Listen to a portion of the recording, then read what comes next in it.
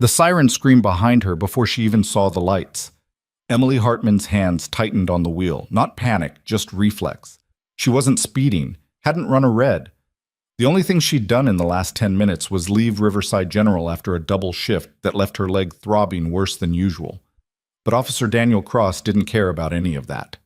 Within 60 seconds, her medical bag was dumped across the hood of her car, like evidence at a crime scene. Her medications, prescribed, labeled, legal, were lined up like contraband.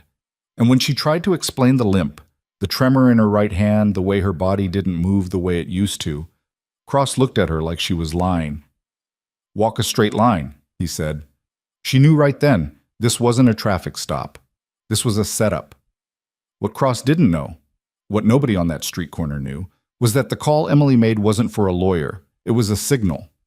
And in less than 3 minutes, everything he thought he understood about power was about to be rewritten by people who didn't ask twice. If you want to see how far justice can really go when the wrong person gets stopped, stay with me until the end of this story. Drop a comment with the city you're watching from. I want to see how far this one travels. Emily Hartman had been a nurse for 6 years, but she'd been a soldier for 8 before that. The difference showed in the way she moved, deliberate, economical, like someone who'd learned not to waste motion.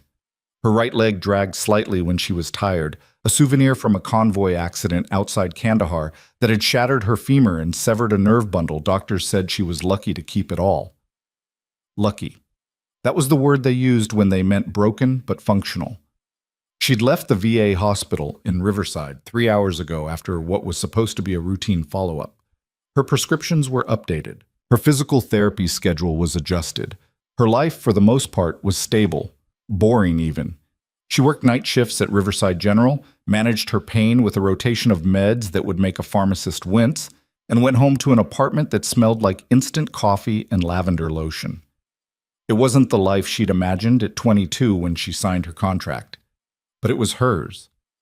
The stoplight ahead turned yellow. Emily eased off the gas, letting the car coast to a stop. She was 2 miles from home. The streets were nearly empty, just a few late-night stragglers and the glow of a convenience store sign up ahead. She reached for the water bottle in her cup holder, took a sip, and checked her phone. That's when the lights exploded behind her. Red and blue strobed across her rearview mirror, sharp and sudden. Emily's stomach dropped. She wasn't speeding. She'd signaled. Her registration was current, but her hand still moved automatically. Turn signal on, pull to the curb, engine off, hands on the wheel. She'd done this before. Not often, but enough to know the script. The officer took his time approaching. Emily watched him in the side mirror, tall, broad-shouldered, mid-30s maybe. His hand rested on his belt as he walked, not on his weapon, but close enough to make the point. When he reached her window, he didn't bend down to her eye level. He stood upright, forcing her to crane her neck. License and registration. No greeting, no explanation. Emily nodded. "They're in the glove box. I'm reaching for them now." Her voice was steady, but her hands weren't.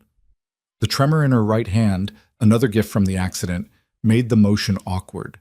She fumbled with the latch, and the officer's posture shifted. "Hands where I can see them." "I'm getting my registration," Emily said, slower now. "It's right here." She pulled the documents free and held them up. The officer took them without a word, his eyes scanning her face like he was looking for something specific. He glanced at the license, then back at her. "You been drinking tonight?" "No." "You sure?" "Yes." He tilted his head. "You're shaking." Emily exhaled through her nose. "I have a nerve condition. It's documented." "That right?" His tone didn't change. "Step out of the car." Her chest tightened. "Can I ask why you pulled me over?" "Step out of the car, ma'am." There it was. The ma'am that wasn't polite. The kind that meant, "I'm not asking anymore." Emily unbuckled her seatbelt and opened the door. The motion took longer than it should have. Her leg didn't cooperate the way it used to, especially after a long shift. She gripped the door frame and pulled herself upright, feeling the familiar ache flare from her hip to her ankle. Officer Cross, his nameplate said Cross, watched her with an expression that might have been suspicion or might have been contempt. Hard to tell the difference sometimes. "You all right?" he asked, though it didn't sound like concern. I have a service-related injury, Emily said. It affects my mobility.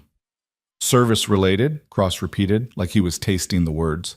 You military? Former. Yeah? He looked her up and down. Doesn't look like it. Emily bit the inside of her cheek. She'd heard that before. She was 5'6", lean but not stocky, and her blonde hair was tied back in a ponytail that made her look younger than 34. She didn't fit the image people carried in their heads when they thought soldier, and she'd stopped trying to convince them years ago. Cross gestured toward the front of her car.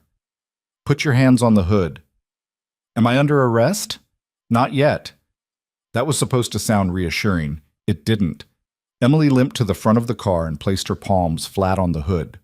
The metal was still warm from the engine. Behind her, she heard Cross opening her car door, rummaging through the interior. She didn't turn around. What's all this? His voice was sharper now. Emily glanced back. He was holding her medical bag, a compact black kit she kept in the passenger seat for emergencies. It had bandages, a stethoscope, a blood pressure cuff. Standard nursing gear. I'm a nurse, she said. That's my work bag. Cross unzipped it and started pulling things out. Gauze, alcohol swabs, a small flashlight. Then his hand stopped on the orange pill bottles tucked into the side pocket. And these? Prescriptions. He held one up to the streetlight, squinting at the label. Oxycodone, gabapentin, cyclobenzaprine. He looked at her. That's a lot of pills. They're prescribed, Emily said. You can call my doctor if you want. I might. He set the bottles on the hood next to her hands, lining them up like evidence.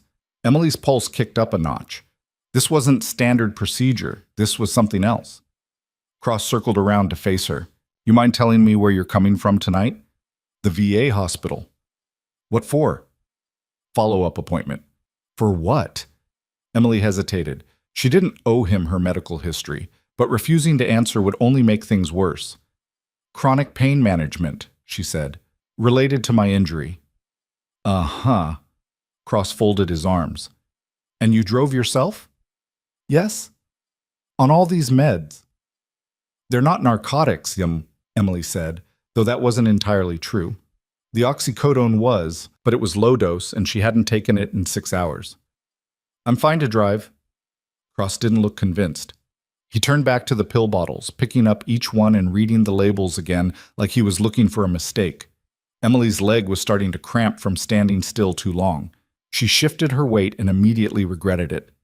Stay still, Cross snapped. My leg. I said stay still. A car passed on the opposite side of the road, slowing down as the driver rubbernecked. Emily caught a glimpse of a phone held up to the window. Great. Now there'd be a video. Cross must have noticed too because his jaw tightened. You got any weapons in the car? No. You sure? Yes. Mind if I check? It wasn't really a question. Emily nodded, knowing that refusing would only escalate things. Cross walked back to her car and leaned inside, his hands moving through the glove box, under the seats, in the door pockets. He pulled out a tire iron from the trunk and held it up like it meant something. This? It's a tire iron, Emily said flatly. For changing tires. Cross tossed it back into the trunk with a metallic clang. He wasn't finding anything because there was nothing to find, and that seemed to irritate him more than if he'd actually discovered something. He came back around to the front of the car, hands on his hips. I'm going to need you to walk a straight line for me. Emily's stomach dropped. Why? Because I'm asking you to. She stared at him. This was the trap. She knew it. If she tried to walk, her leg would give out halfway through, and he'd use it as proof she was impaired. If she refused, he'd arrest her for noncompliance. I have a documented mobility issue, Emily said carefully. I can't walk a straight line. Not because I'm impaired, but because my leg doesn't work that way. Then show me the documentation. It's in my medical records, which I don't have. You could call the VA. I'm not calling anyone, Cross said. I'm asking you to walk a line. If you can't do it, that's on you. Emily felt the anger rising in her chest, hot and sharp. She'd been patient, she'd been polite, she'd followed every instruction, and it still wasn't enough. This isn't legal, she said quietly.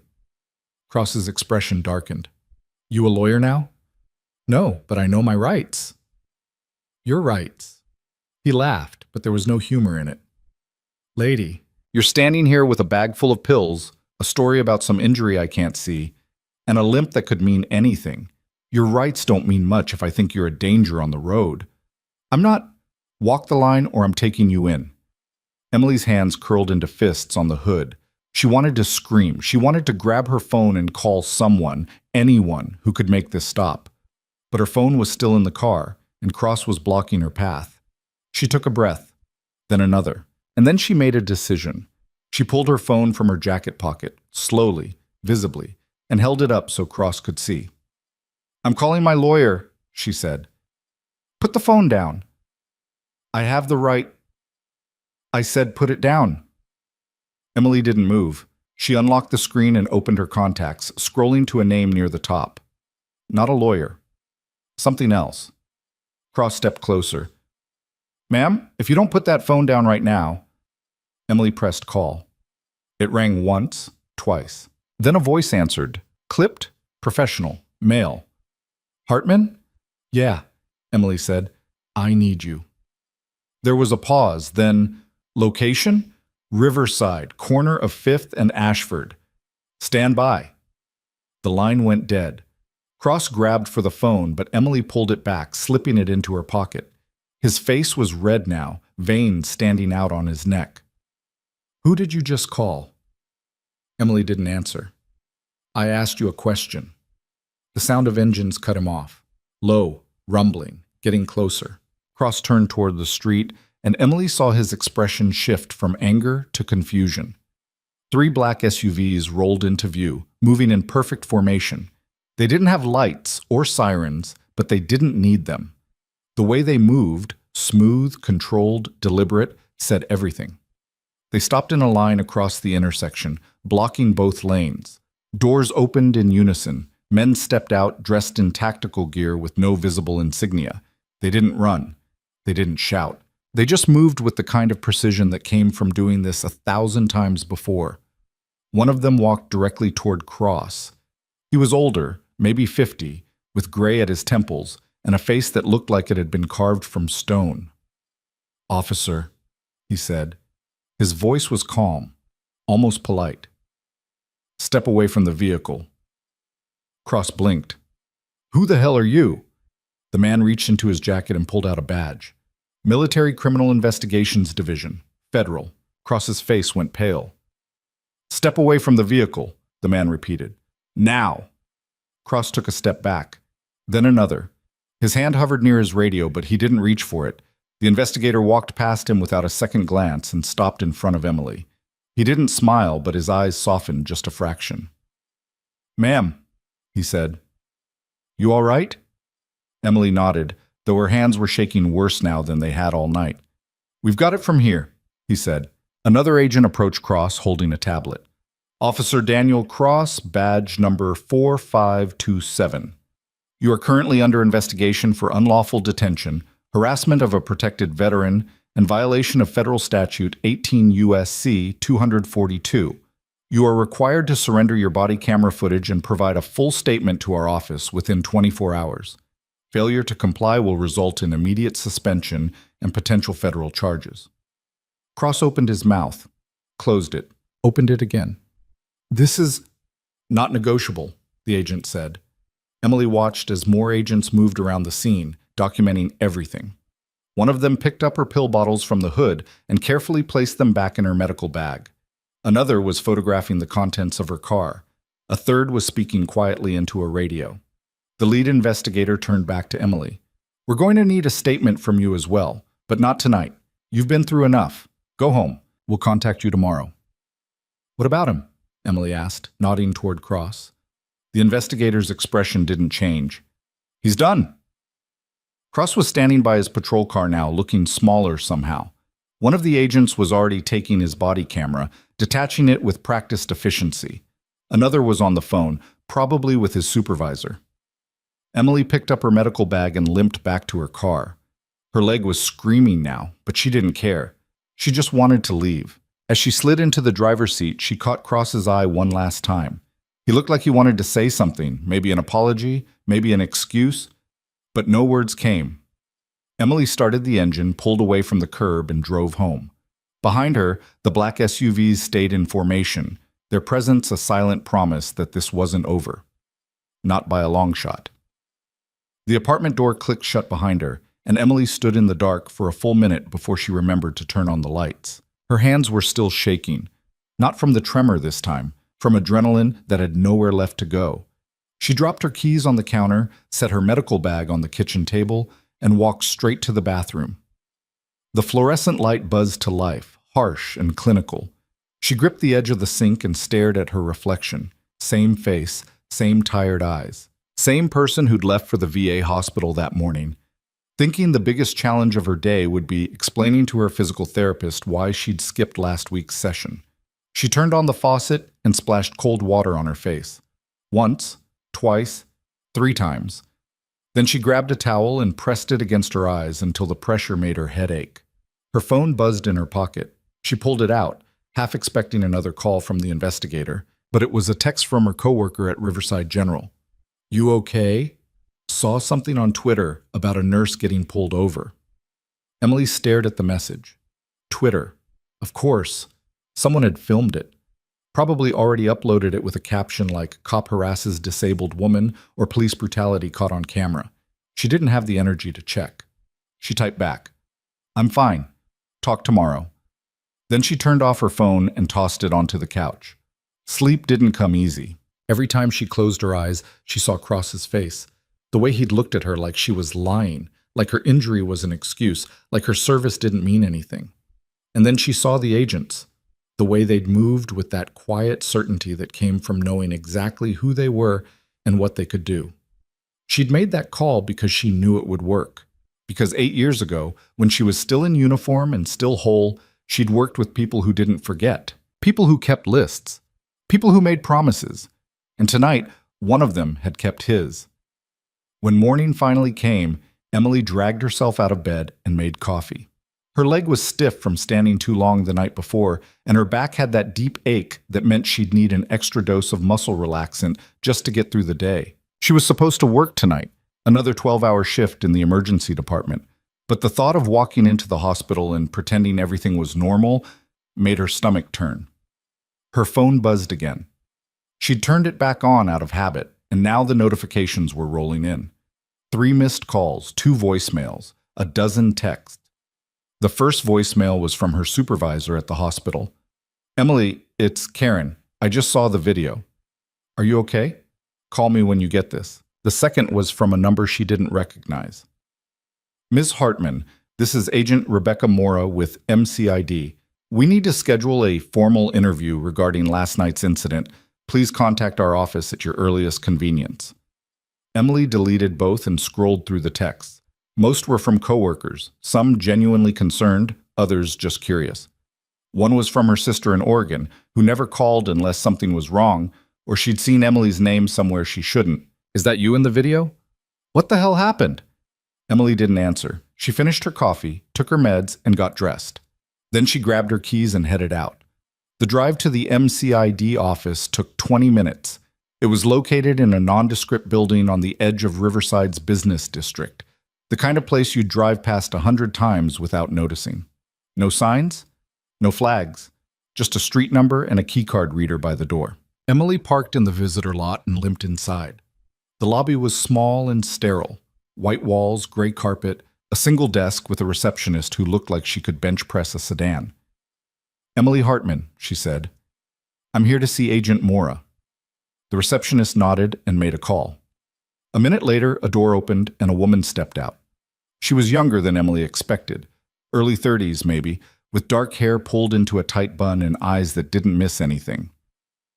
"Ms. Hartman," she said, extending a hand. "Rebecca Mora. Thanks for coming in." Emily shook her hand. "Didn't feel like I had much choice." Mora's mouth twitched, almost a smile. "You always have a choice. This one just happens to be in your best interest." She led Emily down a hallway lined with closed doors and into a small conference room. There was a table, 4 chairs, and a recorder sitting in the center like a warning. "Have a seat," Maura said, gesturing to one of the chairs. "This won't take long." Emily sat. Maura sat across from her and pulled out a tablet, tapping through screens with quick, efficient movements. "I've already reviewed the body cam footage from Officer Cross's vehicle," Maura said, "and the dash cam, and 3 separate recordings from bystanders. What I need from you is a statement in your own words. Start from the beginning. Why were you pulled over?" Emily exhaled slowly. "I don't know. He didn't say. Did he give a reason at any point during the stop?" "No." Maura made a note. "What happened after you pulled over?" Emily walked her through it. The demand for documents, the search of her car, the pill bottles, the request to walk a straight line. Maura didn't interrupt. She just listened, occasionally tapping something into her tablet. When Emily finished, Maura set the tablet down and leaned back in her chair. "How long have you been dealing with the nerve damage?" she asked. "Since 2016. And Cross was aware of this?" "I told him, multiple times." Maura nodded. "Did he make any comments about your injury?" Emily hesitated. "He said it didn't look real." "Those his exact words?" "Close enough." Maura's jaw tightened just for a second. Then she picked up the tablet again. "Officer Cross has been with the Riverside PD for 6 years. Clean record, no prior complaints, but that doesn't mean much." "What happens now?" Emily asked. "Now? We build a case. Cross violated at least 3 federal statutes last night, and that's just based on the footage. If we dig deeper, we'll probably find more. The department's already suspended him pending investigation." Emily blinked. "Suspended? As of this morning? That fast?" Maura looked at her like the question was naive. "You called us, Ms. Hartman. Once we're involved, things move quickly." Emily sat back in her chair, trying to process that. She'd expected bureaucracy, paperwork, weeks of waiting, not this. "What about the video, she asked. "The one online?" "It's evidence now," Maura said. "We've already requested copies from everyone who posted it. The department's trying to get ahead of the PR nightmare, but that's not our problem. Our job is to make sure Cross doesn't get away with this." "And if he does?" Maura's expression hardened. "He won't." There was a knock on the door. Another agent poked his head in, older, graying, the same one who'd been at the scene last night. "Maura, we got the internal affairs report. You're going to want to see this." Maura stood. "Give me a minute," she said to Emily, then followed the other agent out of the room. Emily was left alone with the recorder still running. She stared at it for a moment, then looked away. The walls were too white. The air was too cold. She felt like she was being examined under a microscope. Maura came back 5 minutes later holding a folder. She didn't sit down. "Change of plans," she said. "We need you to come with us." "Where?" "Riverside PD, there's something you need to see." Emily's stomach dropped. "I'm not going back there. You don't have to talk to anyone. You don't even have to get out of the car. But trust me, you want to see this." Emily didn't move. Maura waited, patient but firm. "Please," Maura said, "you've earned this." That was what did it. Not the command, the acknowledgement. Emily stood. "Fine." The drive to the Riverside Police Department was silent. Maura drove, and Emily sat in the passenger seat watching the city roll past. The streets were busier now, morning traffic, people heading to work, the world moving forward like last night hadn't happened. When they pulled into the parking lot, Emily saw the news vans first. 3 of them, parked near the entrance with reporters setting up cameras and checking their microphones. A small crowd had gathered on the sidewalk, some holding signs, others just watching. "What is this?" Emily asked. "Public accountability," Maura said. They didn't park near the entrance. Maura drove around to the side of the building and stopped near a service store. She pulled out her phone and made a call. "We're here," she said. Then she hung up and looked at Emily. "Wait." A minute later, the service door opened and another agent stepped out. He waved them forward.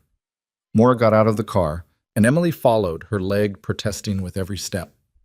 Inside the building was chaos, cops moving between offices, phones ringing, voices raised.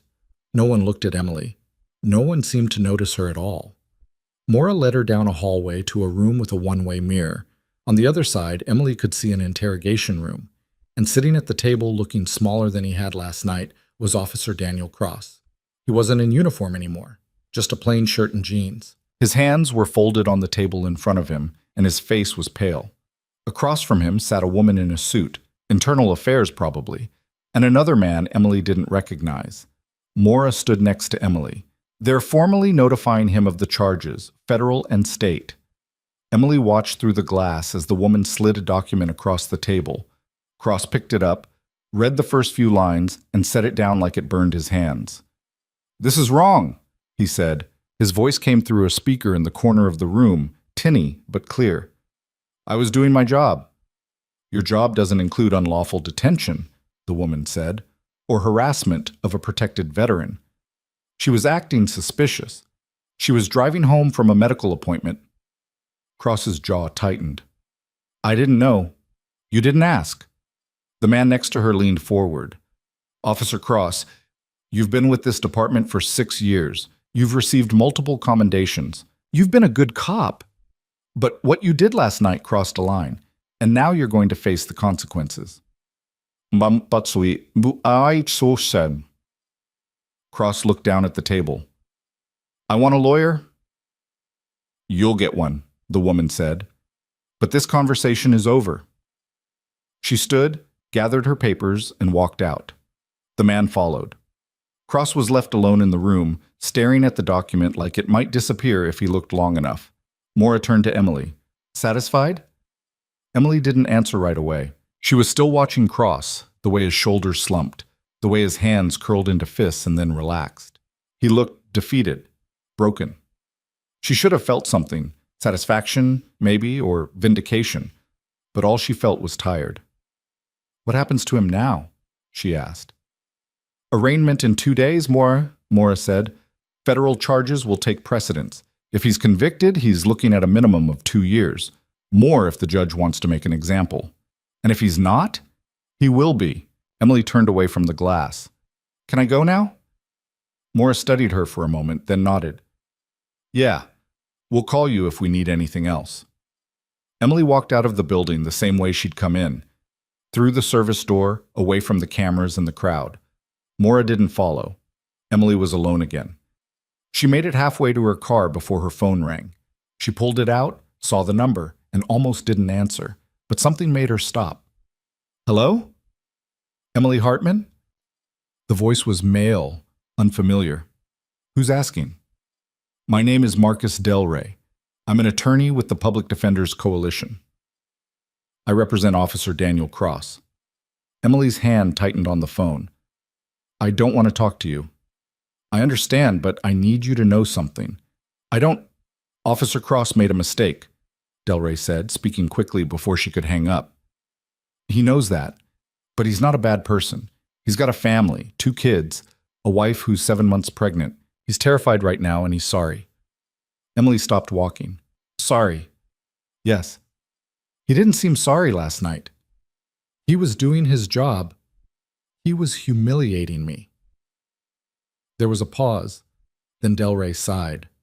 "Look, I'm not asking you to forgive him.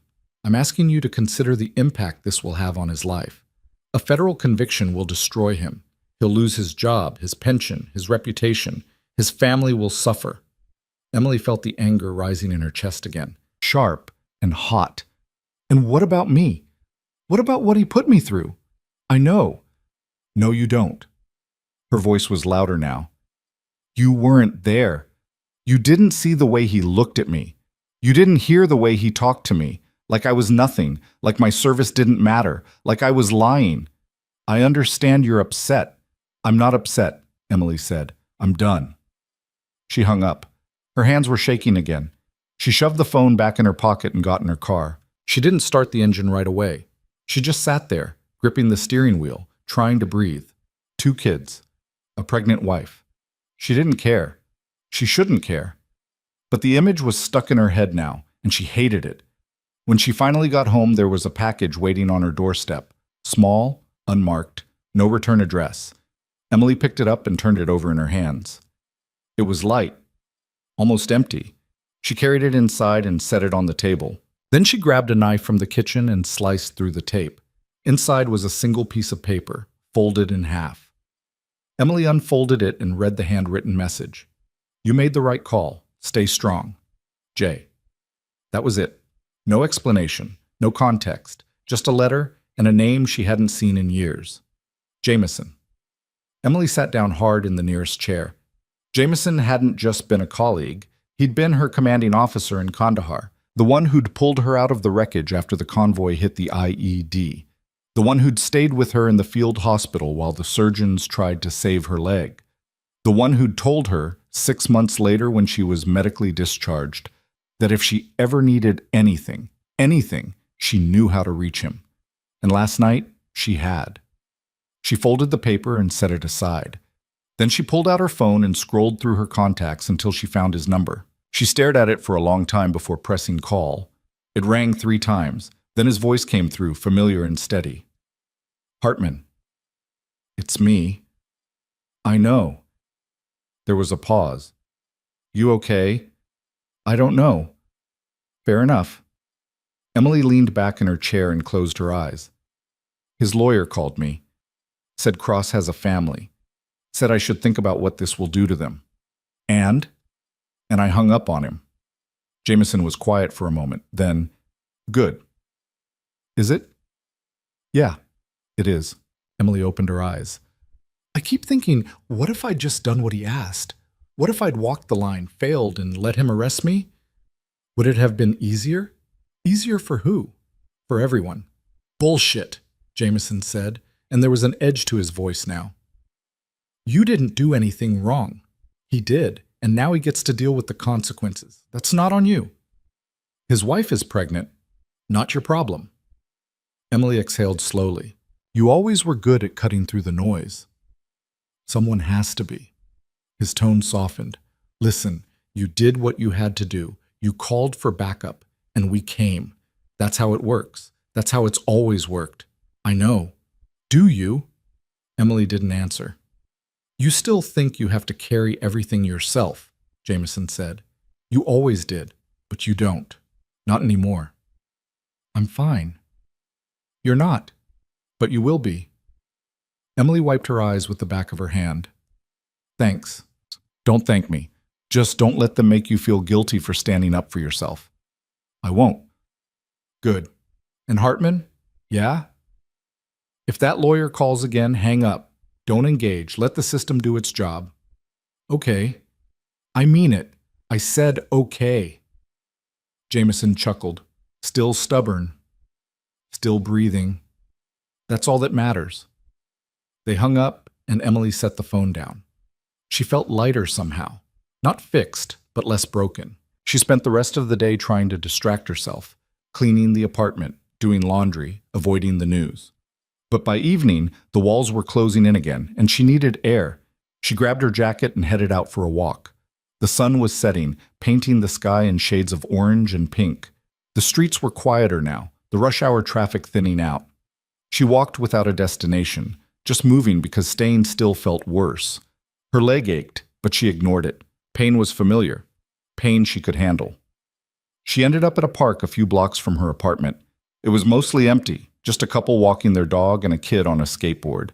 Emily found a bench and sat down, watching the last of the daylight fade. Her phone buzzed. Another text. This time from a number she didn't recognize. "You don't know me, but I saw what happened. Thank you for not backing down. A stranger who's been there." Emily stared at the message. Then another came in. And another. "You're braver than you know. Stay strong. We're with you. Don't let them win." She scrolled through them, dozens of messages from people she'd never met. Some were encouraging. Some were angry on her behalf. Some just said thank you. And then she saw the one that made her stop. "I hope that cop rots. People like him don't deserve mercy." Emily's chest tightened. She read it again, then locked her phone and shoved it back in her pocket. Mercy. She thought about Cross sitting in that interrogation room, looking small and scared. She thought about his lawyer's voice on the phone, pleading for leniency. She thought about his wife, his kids, the life he was about to lose. And then she thought about the way he'd looked at her last night, the way he'd dismissed her injury, the way he'd made her feel like she didn't matter. Her phone buzzed again. This time it was a call. Agent Mora. Emily answered. Yeah? We need to talk, Mora said. Something's come up. What? Not over the phone. Can you come back to the office? Emily's pulse kicked up. When? Now. She stood, ignoring the protest from her leg. I'll be there in 20. Good. And Hartman? Yeah? Bring everything you have from last night. Documents, receipts, anything that proves where you were and what you were doing. Why? Mora hesitated. Because Cross's team just filed a counter-complaint. They're claiming you assaulted an officer. Emily's world tilted. What? They're saying you became aggressive during the stop, that you refused lawful commands, that you made threatening gestures. That's a lie. I know, but we need to prove it, so bring everything. Mora hung up before Emily could respond. She stood there in the park, phone still pressed to her ear, trying to process what she'd just heard. Assault. They were accusing her of assault. She thought about the way Cross had grabbed for her phone, the way he'd stepped into her space, forcing her back against the car, the way his hand had hovered near his weapon, not quite touching it, but close enough to make the threat clear. And now he was claiming she was the aggressor. Emily shoved her phone in her pocket and started walking, fast, faster than her leg could handle, but she didn't care. The anger was back, white-hot and burning through every rational thought. They weren't just trying to defend Cross. They were trying to destroy her. By the time she reached her car, her hands were shaking so badly she could barely get the key in the ignition. She sat there for a moment, forcing herself to breathe, forcing herself to think. This was the play. Of course it was. Cross couldn't win on the facts, so his team was going to flip the narrative. Make her the problem. Make her the threat. And if it worked, everything she'd been through, the humiliation, the fear, the violation, would be erased. Worse than erased, rewritten. Emily started the engine and pulled out of the parking lot. The drive to the MCID office felt longer this time, every red light stretching into eternity. Her mind was racing, cataloging every detail from the night before, every word Cross had said, every movement he'd made. She had the truth, but the truth didn't always win. When she arrived at the office, Mora was waiting in the lobby. She looked grim. Come on, she said, leading Emily back to the conference room. We need to go through this step by step. Emily dropped into the chair and pulled out her phone. I have the call log, the one I made to Jameson. Timestamp puts it at 10:47 p.m. Good. What else? My VA appointment was at 3 p.m. I have the discharge paperwork in my car. Get it. Emily went back out to the parking lot, grabbed the folder from her glove box, and returned. Mora spread the documents across the table, photographing each one with her phone. What about witnesses? Mora asked. Anyone who saw the stop? There were people on the street, at least 3. One of them was filming. We have that footage, but Cross's attorney is going to argue it was edited, taken out of context. How can it be out of context? It shows everything. Mora looked at her. They're going to say the video starts after you became aggressive, that whatever happened before the cameras came out justified his response. Emily's jaw clenched. So what do? We find every piece of evidence that proves you were compliant, every witness who saw you follow his commands, every second of footage that shows you weren't a threat. And if we can't? Mora didn't answer right away. Then she said, then it becomes your word against his, and juries don't always side with civilians. Emily felt the floor drop out from under her. So he might win. He might. Even with everything we have. Even with everything we have. Emily sat back in her chair, staring at the ceiling. She'd thought this was over. She'd thought justice was guaranteed. But nothing was guaranteed. Not in this system. Not ever. There's something else, Mora said quietly. Emily looked at her. Cross's union rep released a statement this morning. They're calling you a disgruntled veteran who's been looking for a payday. They're saying you baited him into the stop so you could file a lawsuit. Emily's hands curled into fists. That's insane. Doesn't matter. It's out there now. And people are going to believe it. Why would they believe that? Because it's easier than admitting one of their own screwed up. Emily stood up, unable to sit still any longer. She paced the length of the room, her legs screaming in protest. So what do I do? Just sit here and let them tear me apart? No, huh? Maura said. You fight back. But you do it smart. You don't engage with the press.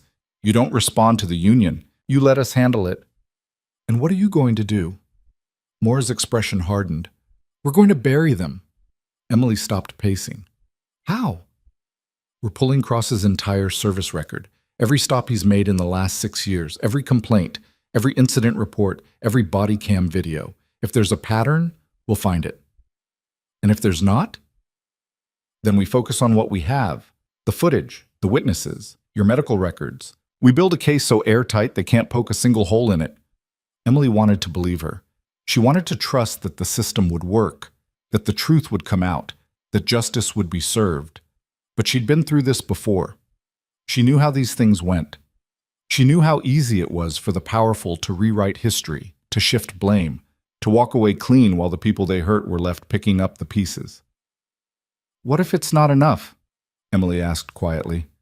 Maura met her gaze. Then we make it enough. They worked late into the night, going over every detail, every document, every second of footage. By the time Emily left the office, it was past midnight and her head was pounding. She drove home on autopilot, her mind too full to process anything else. When she finally collapsed into bed, she didn't sleep. She just stared at the ceiling, replaying the conversation with Maura over and over. They're claiming you assaulted an officer. They're saying you baited him. Juries don't always side with civilians.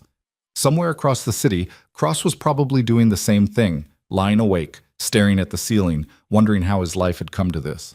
And for the first time since the stop, Emily felt something other than anger.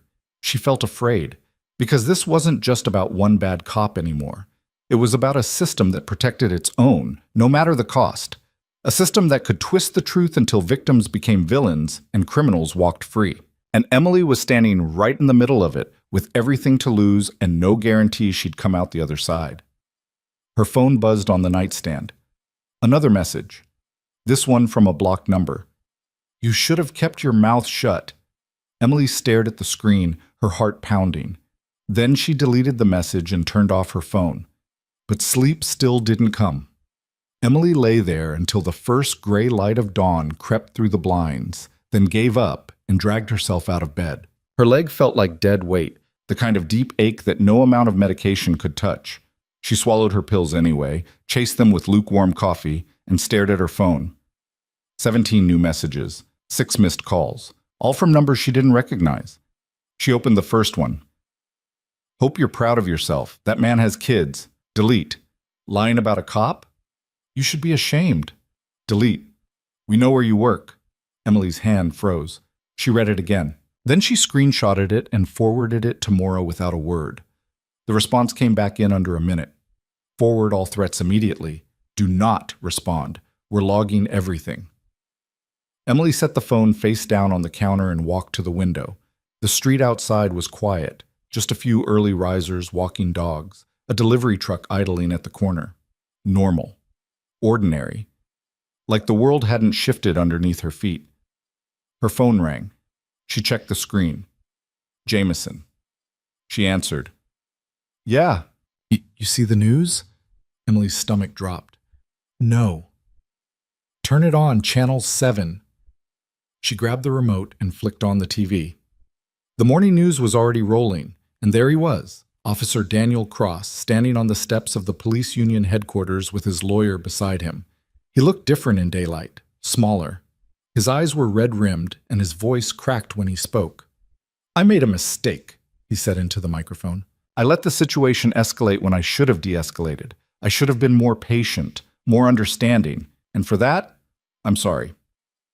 The reporters erupted with questions, but his lawyer raised a hand. Officer Cross is here today to take responsibility for his actions, the lawyer said. But we also want to be clear, Ms. Hartman's characterization of events is not entirely accurate.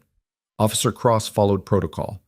He had reasonable suspicion to conduct a traffic stop, and when Miss Hartman became non-compliant and verbally aggressive, Emily muted the TV. Her hands were shaking again. You still there? Jameson asked. Yeah. It's a play. You know that, right? They're softening him up for the jury, making him look human, sympathetic. I know. Don't let it get to you. Too late. Jameson sighed. You need to stay off the internet. Don't read the comments. Don't watch the coverage. Let Maura handle it. Easy for you to say. I know it's not easy, but you've been through worse. Emily closed her eyes. Have I? Yeah, you have. She wanted to believe him, but Kandahar had been different. The enemy was clear. The rules were known. This was something else. A war fought with lawyers and cameras and public opinion, and she didn't know how to fight it. I gotta go, she said. Call me if you need anything. I will. She hung up and turned off the TV. Then she called in sick to work for the second day in a row, ignored the concerned texts from her supervisor, and sat on the couch staring at nothing. Her phone buzzed. Maura, need you at the office. 1 hour. Emily didn't ask why. She just got dressed and left. When she arrived, Maura was waiting with another agent, a man Emily hadn't met before. He was older, late 50s maybe, with silver hair and a face that looked like it had seen every ugly thing the world had to offer. Emily Hartman, this is Special Agent Vincent Cade, Maura said. He's leading the investigation. Cade extended a hand. His grip was firm but not aggressive. Miss Hartman, sorry we're meeting under these circumstances. Emily nodded. What's going on? Maura gestured to the conference room. We found something. Inside, the table was covered with printouts, body cam stills, incident reports, records Emily didn't recognize. Cade sat down and slid a folder across to her. We pulled Cross's service jacket, he said.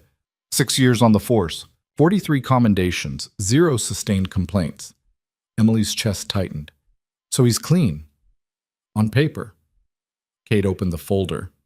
But paper doesn't tell the whole story. He pulled out a report dated 3 years earlier. Traffic stop. Female driver. Hispanic. The complainant had alleged excessive force and unlawful search, but the investigation had been closed after 2 weeks. Insufficient evidence. She withdrew the complaint, Cade said. Officially, it was voluntary. But we tracked her down yesterday. Want to guess why she dropped it? Emily didn't answer. Because Cross's union rep visited her at work. Told her if she kept pushing, they'd dig into her background. Find out if she had any outstanding warrants, unpaid tickets, immigration issues. Told her it'd be easier for everyone if she just let it go. Emily's jaw clenched. That's witness intimidation. Yeah, it is. Cade pulled out another report. Here's another one. 2 years ago. Traffic stop. Black male, mid-20s, complaint filed for unlawful detention. Closed after the complainant stopped responding to calls. How many are there? Emily asked. 7, Maura said. That we've found so far. Emily stared at the files spread across the table. 7 people. 7 stops. 7 complaints buried under paperwork and pressure. Why didn't anyone notice? She asked. Because none of them were sustained, Cade said. And the department doesn't track patterns unless complaints go through the official process. These people gave up before it got that far. So Cross has been doing this for years. Looks that way. Emily sat back in her chair. And the department just let it happen. They didn't let it happen, Maura said.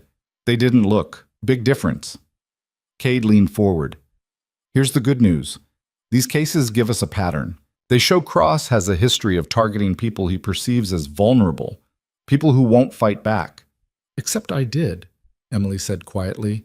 Yeah, you did. Maura tapped one of the reports. We're reaching out to all 7 complainants. If even 2 of them agree to testify, Cross's defense falls apart. He's not a good cop who made one mistake. He's a repeat offender who finally got caught. Emily looked at the faces in the photos. Young, scared, resigned. People who'd been where she was now. People who'd chosen to walk away because the fight felt impossible. Will they testify? She asked. Cade's expression darkened. Some will, some won't, but we only need a few. And if they don't? Then we work with what we have, Maura said. The body cam footage, the bystander videos, your medical records, it's still a strong case, but not guaranteed. Nothing's ever guaranteed. Emily stood and walked to the window. Outside, the city was waking up, People heading to work, living their lives, unaware that 7 blocks away, someone's entire future was being decided in a conference room. "There's something else," Cade said. Emily turned. Cross's lawyer is filing a motion to suppress the body cam footage, claiming it was obtained without proper authorization. "That's bullshit," Emily said. "He was wearing it during the stop."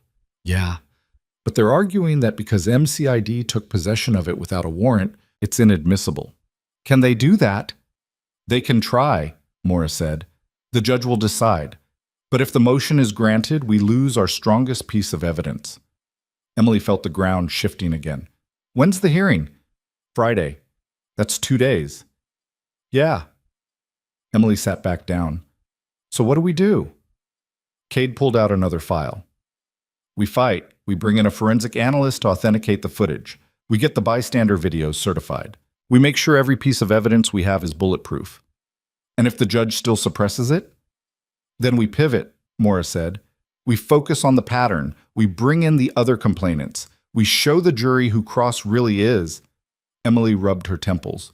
"This is never going to end, is it?" "It'll end," Cade said. "Just not as fast as you want it to."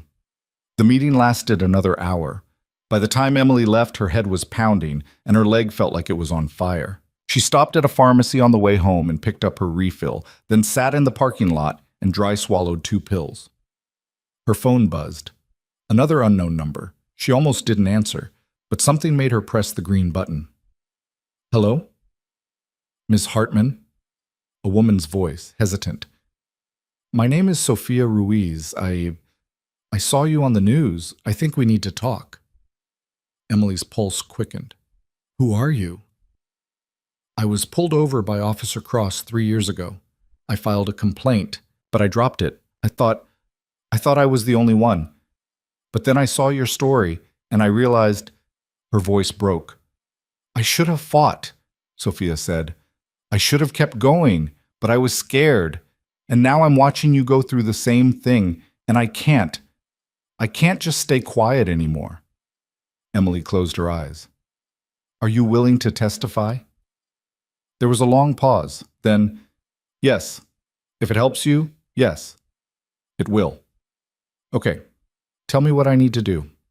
Emily gave her Mora's number and hung up. Then she sat in the car for another 10 minutes, trying to process what had just happened.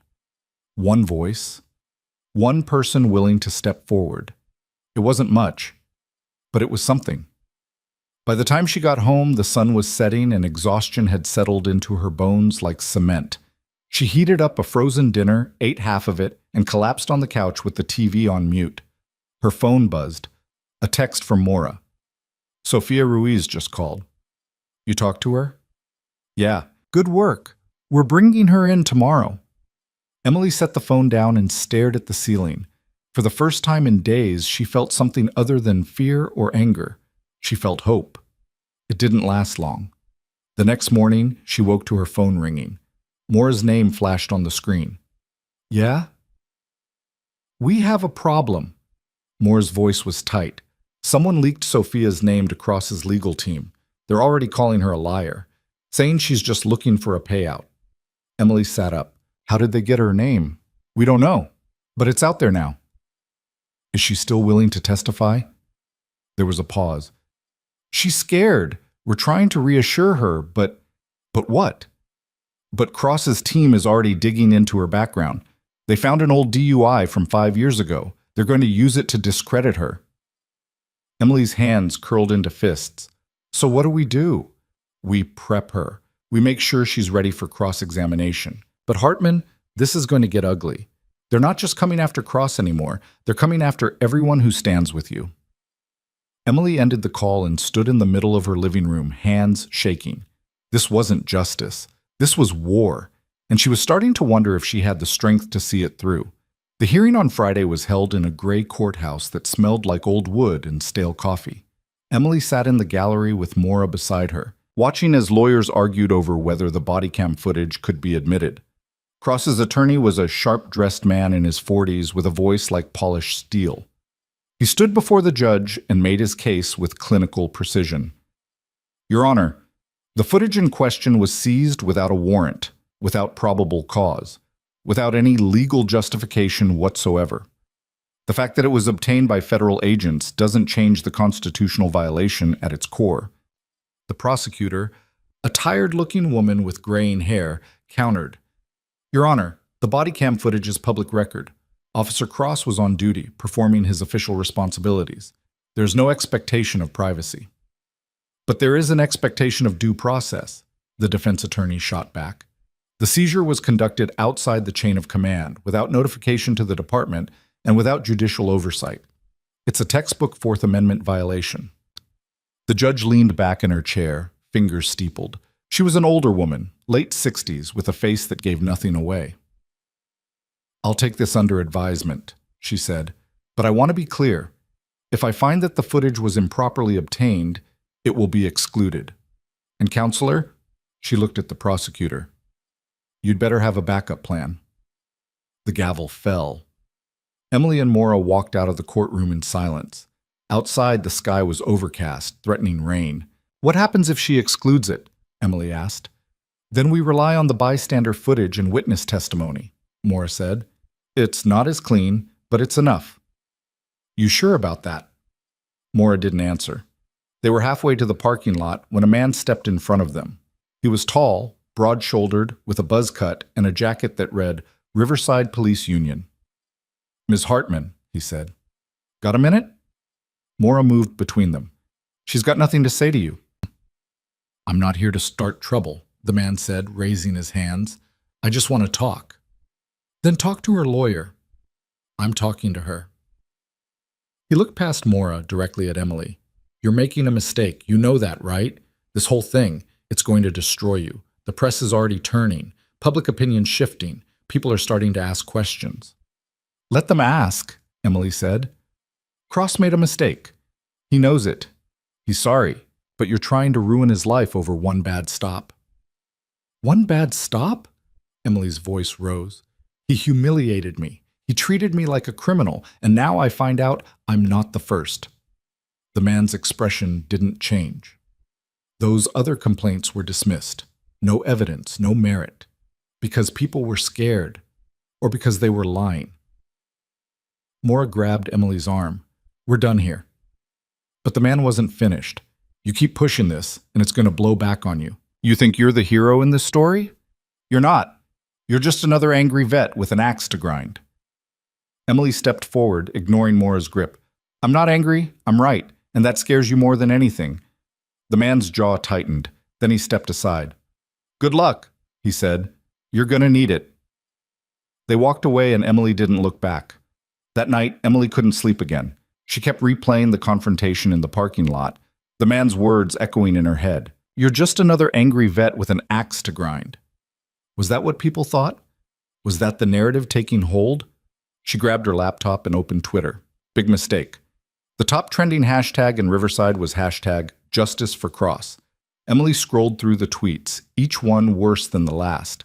This woman is trying to destroy a good cop's career over nothing. Cross made one mistake, and now his life is over. Where's the justice in that? She's obviously lying, just looking for a payout. There were pictures of Cross's family, his wife, his 2 kids. Someone had even started a GoFundMe for his legal defense. It had already raised over $50,000. Emily closed the laptop and threw it across the room. Then she grabbed her phone and called Maura. "I need to make a statement," Emily said when Maura answered. "No, you don't." "People think I'm lying. They think I'm doing this for money." "Let them think whatever they want. You start talking to the press. You give Cross's team ammunition. They'll twist everything you say." "So I'm just supposed to sit here and let them destroy me?" "You're supposed to trust the process. The process isn't working." Maura was quiet for a moment. Then she said, "What do you want me to tell you, Hartman? That this is fair? It's not. That it's easy? It's not. But if you go out there and start defending yourself, you're playing their game, and they're better at it than you are." Emily hung up. She sat in the dark, staring at the wall, feeling the weight of everything pressing down on her. Somewhere across the city, Cross was probably with his family, tucking his kids into bed, holding his pregnant wife, living his life while hers fell apart. And for the first time, Emily wondered if any of this was worth it. Her phone buzzed. A text from an unknown number.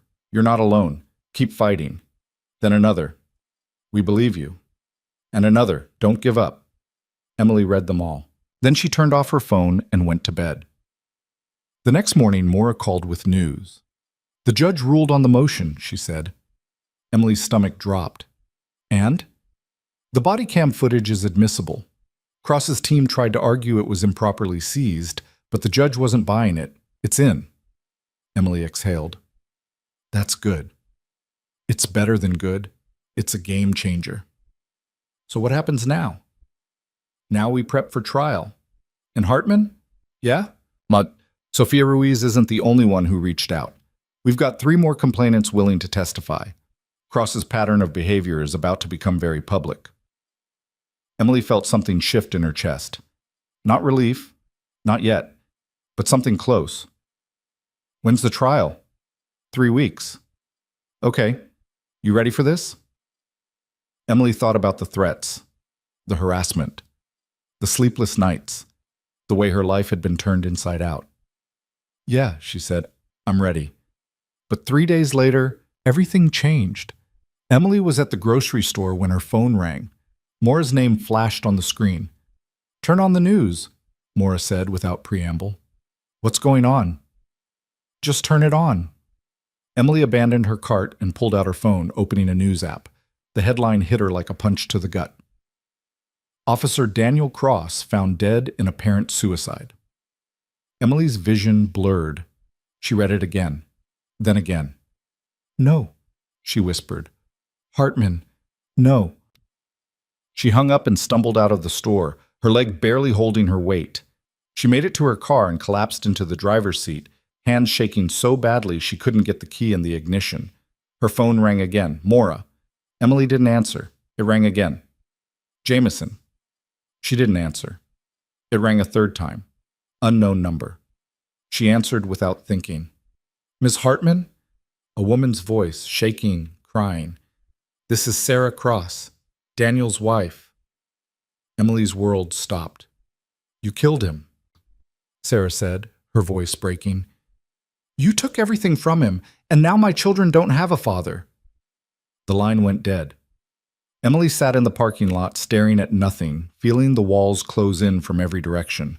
Across town, the news was already spinning the story. Cross had left a note, just 3 words. "I'm so sorry." Emily sat in the parking lot, staring at nothing, feeling the walls close in from every direction. Across town, the news was already spinning the story. Cross had left a note. Just 3 words.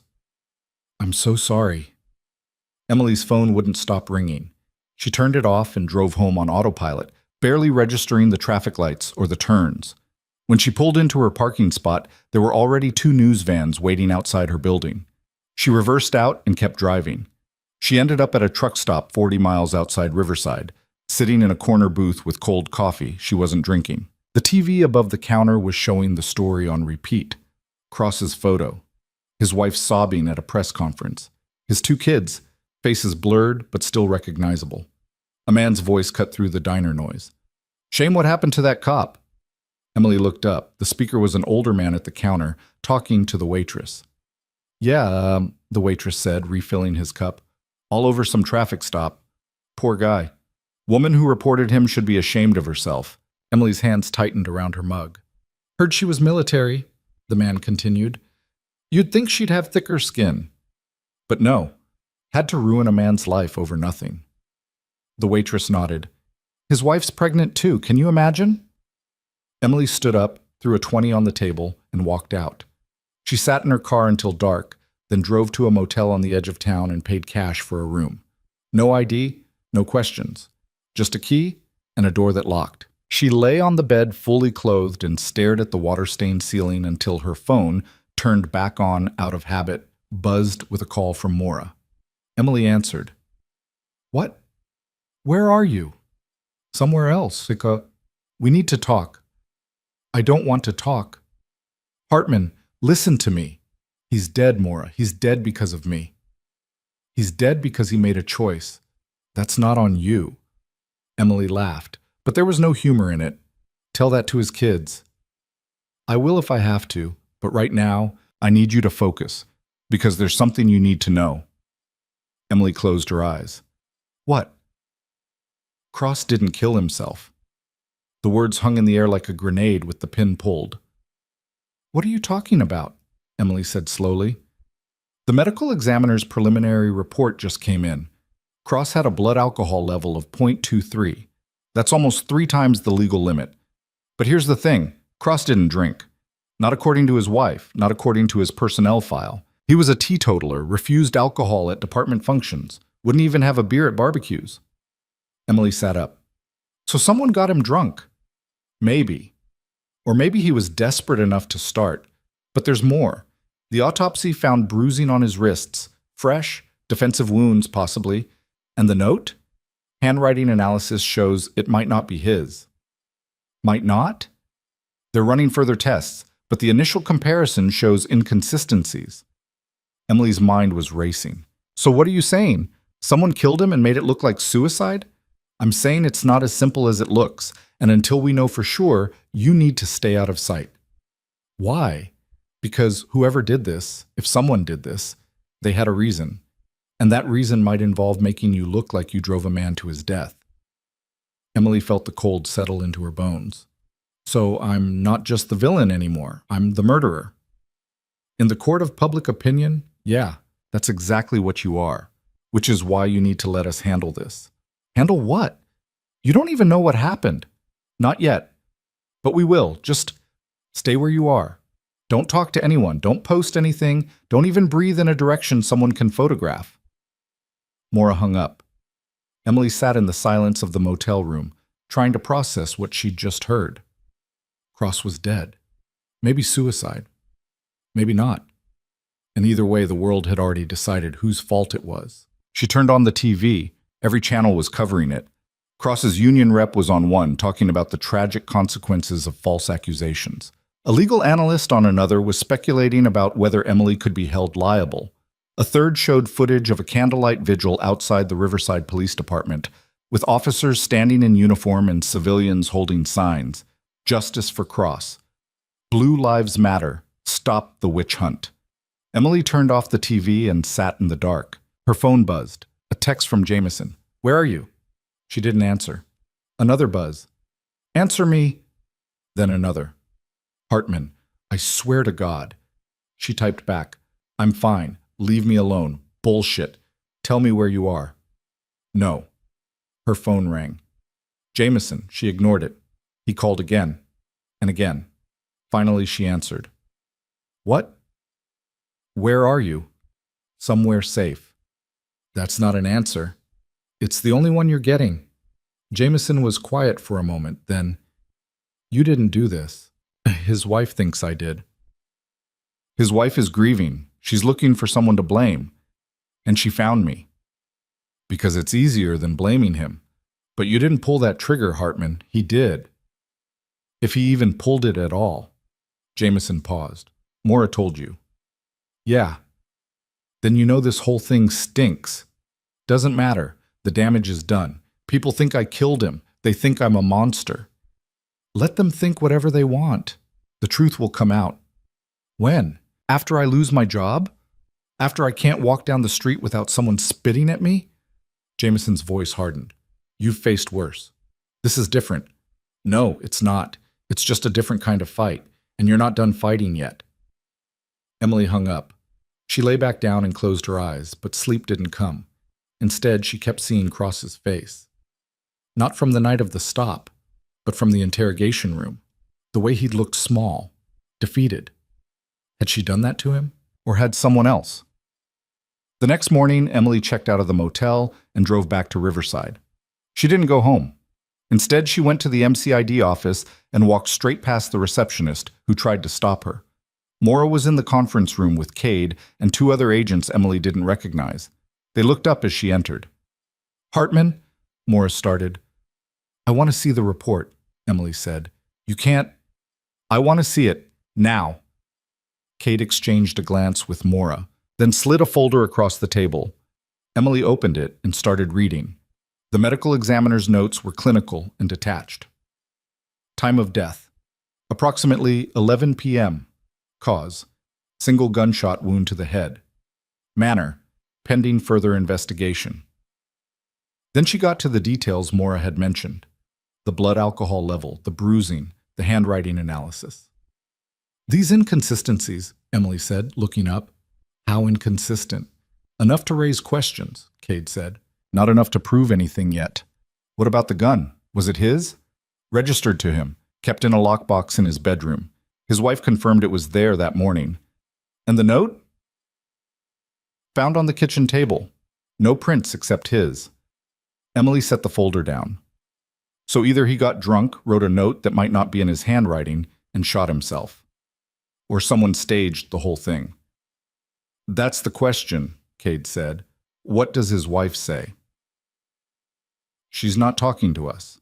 Her lawyer advised her to stay silent until the investigation is complete. Emily leaned back in her chair. You think someone killed him? I think it's possible, Cade said carefully. But I also think it's possible he really did kill himself. People don't always act rationally when they're facing the kind of pressure Cross was under. What kind of pressure? Moore pulled out another file. This came in yesterday. Cross's bank records. He withdrew $15,000 in cash 2 days before he died. We don't know what he did with it. Emily frowned. Did you ask his wife? She says she doesn't know, says he didn't tell her. $15,000 is a lot of money to not mention. Yeah, Cade said. It is.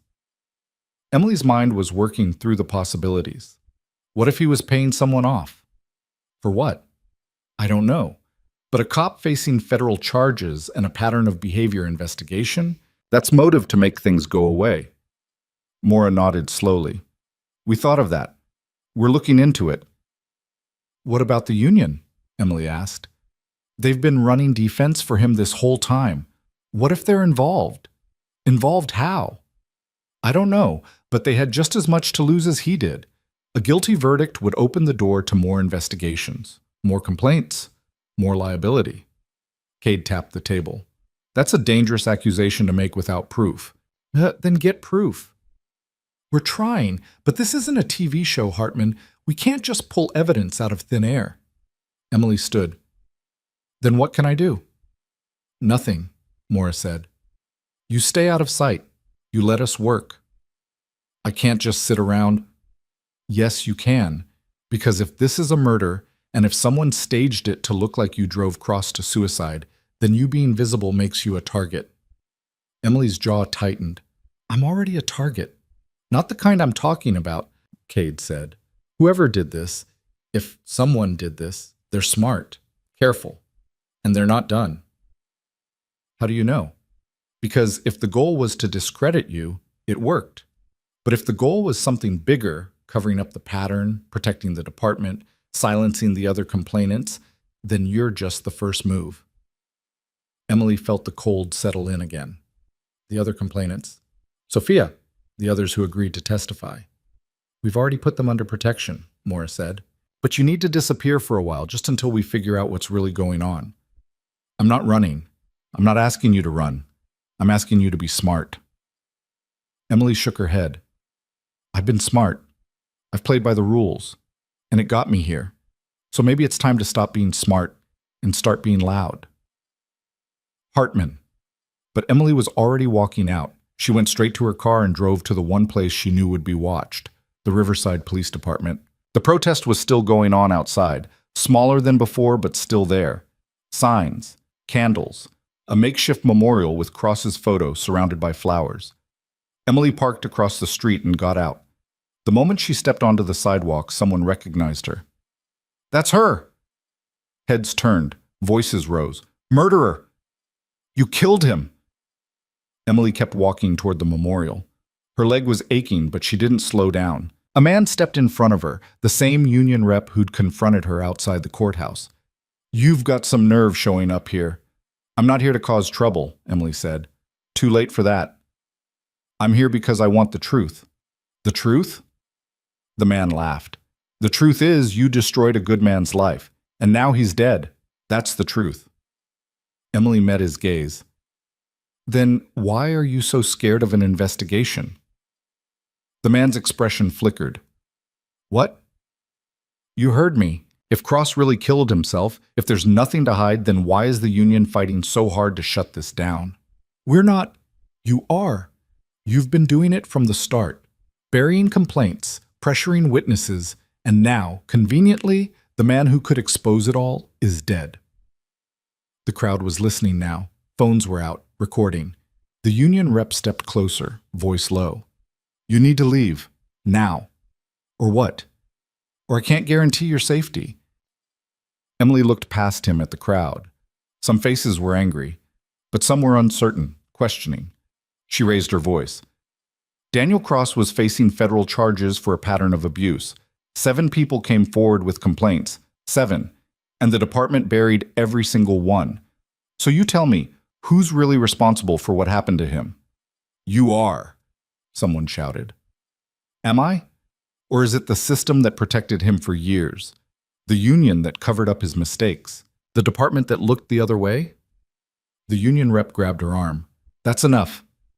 Emily pulled free. I'm not done. Yes, you are. 2 uniformed officers appeared, moving through the crowd toward her. Emily recognized one of them from the night of the stop, one of the first responders who'd arrived with the MCID agents. Ma'am, he said, voice neutral, you need to leave the area. Why? I'm not breaking any laws. You're inciting a disturbance. I'm telling the truth. Ma'am, did you know about the other complaints? Emily asked, loud enough for the crowd to hear. Did you know Cross had a history of targeting people who couldn't fight back? Or did the department keep that from you too? The officer's expression didn't change, but something shifted behind his eyes. Ma'am, please, I'm leaving, Emily said. Then she turned to the crowd. But I'm not done. The truth is coming out, all of it. And when it does, you're going to have to decide who you believe. She walked back to her car, got in, and drove away. Her hands didn't start shaking until she was 3 blocks gone. Her phone rang. Maura. What the hell was that? Maura demanded. A message. To who? To whoever's watching. You just painted a target on your back. Good. Let them come. Maura was silent for a moment, then, You're insane. Maybe, but I'm done hiding. Hartman. Emily hung up. She drove to a coffee shop with free Wi-Fi and opened her laptop. Then she started writing. Everything. The stop, the pattern, the investigation, the suspicious circumstances around Cross's death. All of it. When she was finished, she had a 3,000-word account of everything that had happened. She posted it to a blog she created on the spot. Then she shared it on every social media platform she had. Within an hour, it had been shared 500 times. Within 2 hours, local news stations were calling. Within 3, it was trending nationally. Emily's phone exploded with notifications. Reporters requesting interviews, supporters sending messages, trolls sending threats. And then, buried in the noise, a text from an unknown number. You just made a very big mistake. Emily stared at it. Then she screenshotted it and forwarded it to Maura. The response came back immediately. Get somewhere public. Now. Emily grabbed her laptop and left the coffee shop. She drove to the busiest mall in Riverside and parked near the entrance. Then she went inside and sat in the food court where cameras and crowds provided a buffer. Her phone rang. Maura. Where are you? The Riverside Plaza, food court. Stay there. We're sending someone. Who? Just stay there. 20 minutes later, an agent Emily didn't recognize appeared. He was young, maybe late 20s, with the kind of face that blended into crowds. Ms. Hartman? He said quietly. Yeah, but come with me. He led her out a side exit to an unmarked car. They drove in silence back to the MCID office. Inside, Maura was waiting with Cade and 3 other agents. Sit, Maura said. Emily sat. Cade slid a tablet across the table. Read this. It was an email sent from an encrypted account to an anonymous tip line the MCID maintained. The subject line was blank. The body contained a single sentence. If you want to know what really happened to Daniel Cross, check his phone records from the night he died. Emily looked up. Where did this come from? We don't know, Cade said, but we're pulling the records now. An hour later, they had them. Cross had made 3 calls the night he died. The first was to his wife at 7:15 p.m. The second was to his lawyer at 8:42 p.m. The third was to an unlisted number at 10:03 p.m. "Who's the unlisted number?" Emily asked. Cade pulled up the trace. The number belonged to a burner phone, purchased with cash 2 weeks earlier at a convenience store in South Riverside. No name, no records. "But," Cade said, "we pulled security footage from the store, and we got a face." He turned the tablet toward Emily. The man on the screen was in his 50s, gray hair, sunglasses. He was paying for the phone at the register, head slightly turned away from the camera. Emily squinted. "I don't recognize him." "Neither do we, but facial recognition is running. We'll have an ID soon." 2 hours later, they did. The man's name was Vincent Carlisle, former detective with the Riverside PD, retired 5 years ago, currently working as a private investigator. "What's his connection to Cross?" Emily asked. Maura pulled up Carlisle's file. They worked together, same precinct, same shift, partners for 3 years before Carlisle retired. So Cross called his old partner the night he died. At 10 p.m., 1 hour before the estimated time of death. Emily's pulse quickened. "What did they talk about?" "We don't know. The call lasted 4 minutes. Then Cross's phone went dark." "Where's Carlisle now?" "That," Cade said, "is the question." They brought Carlisle in the next morning. He showed up with a lawyer, relaxed and smiling like this was all a misunderstanding. Emily watched through the one-way glass as Cade and Maura sat across from him in the interrogation room. "Mr. Carlisle," Cade began, "you spoke with Daniel Cross on the night he died. What did you discuss?" "He called me," Carlisle said. "Wanted to talk. Said he was going through a rough time." "What did you tell him?" "I told him to hang in there, that it would pass." "And then what?" "And then we hung up. That was it." "That was it," Maura repeated. "You didn't see him that night?" "No." "You didn't go to his house?" "No." "Then why, Cade said, sliding a photo across the table, "was your car seen on his street at 10:30 p.m.? Carlisle's smile faltered. "That's not my car. It's registered to you. I sold it." "When?" 2 months ago." "To who?" "Some guy. Cash deal. I don't remember his name." "Convenient." Carlisle's lawyer leaned forward. "Unless you have evidence my client was at the scene, this is harassment." "We're getting there," Maura said. She slid another photo across. "This is from a traffic camera 2 blocks from Cross's house. Timestamp 10:34 p.m. That's your car. And that?" She tapped a grainy image of a figure in the driver's seat. "Looks a lot like you." Carlisle stared at the photo. Then he sat back and crossed his arms. "I want to speak to my attorney. Alone." Cade and Maura left the room. Emily met them in the hallway. "He was there." "Yeah," Maura said. "He was." "So what now?" "Now we dig deeper. Find out what he did after he got there. Find out if Cross was already dead when he arrived, or if Carlisle made sure he would be." "You think he killed him?" "I think," Cade said, "that Carlisle being there the night Cross died is not a coincidence. And I think if we push hard enough, he'll crack." They pushed.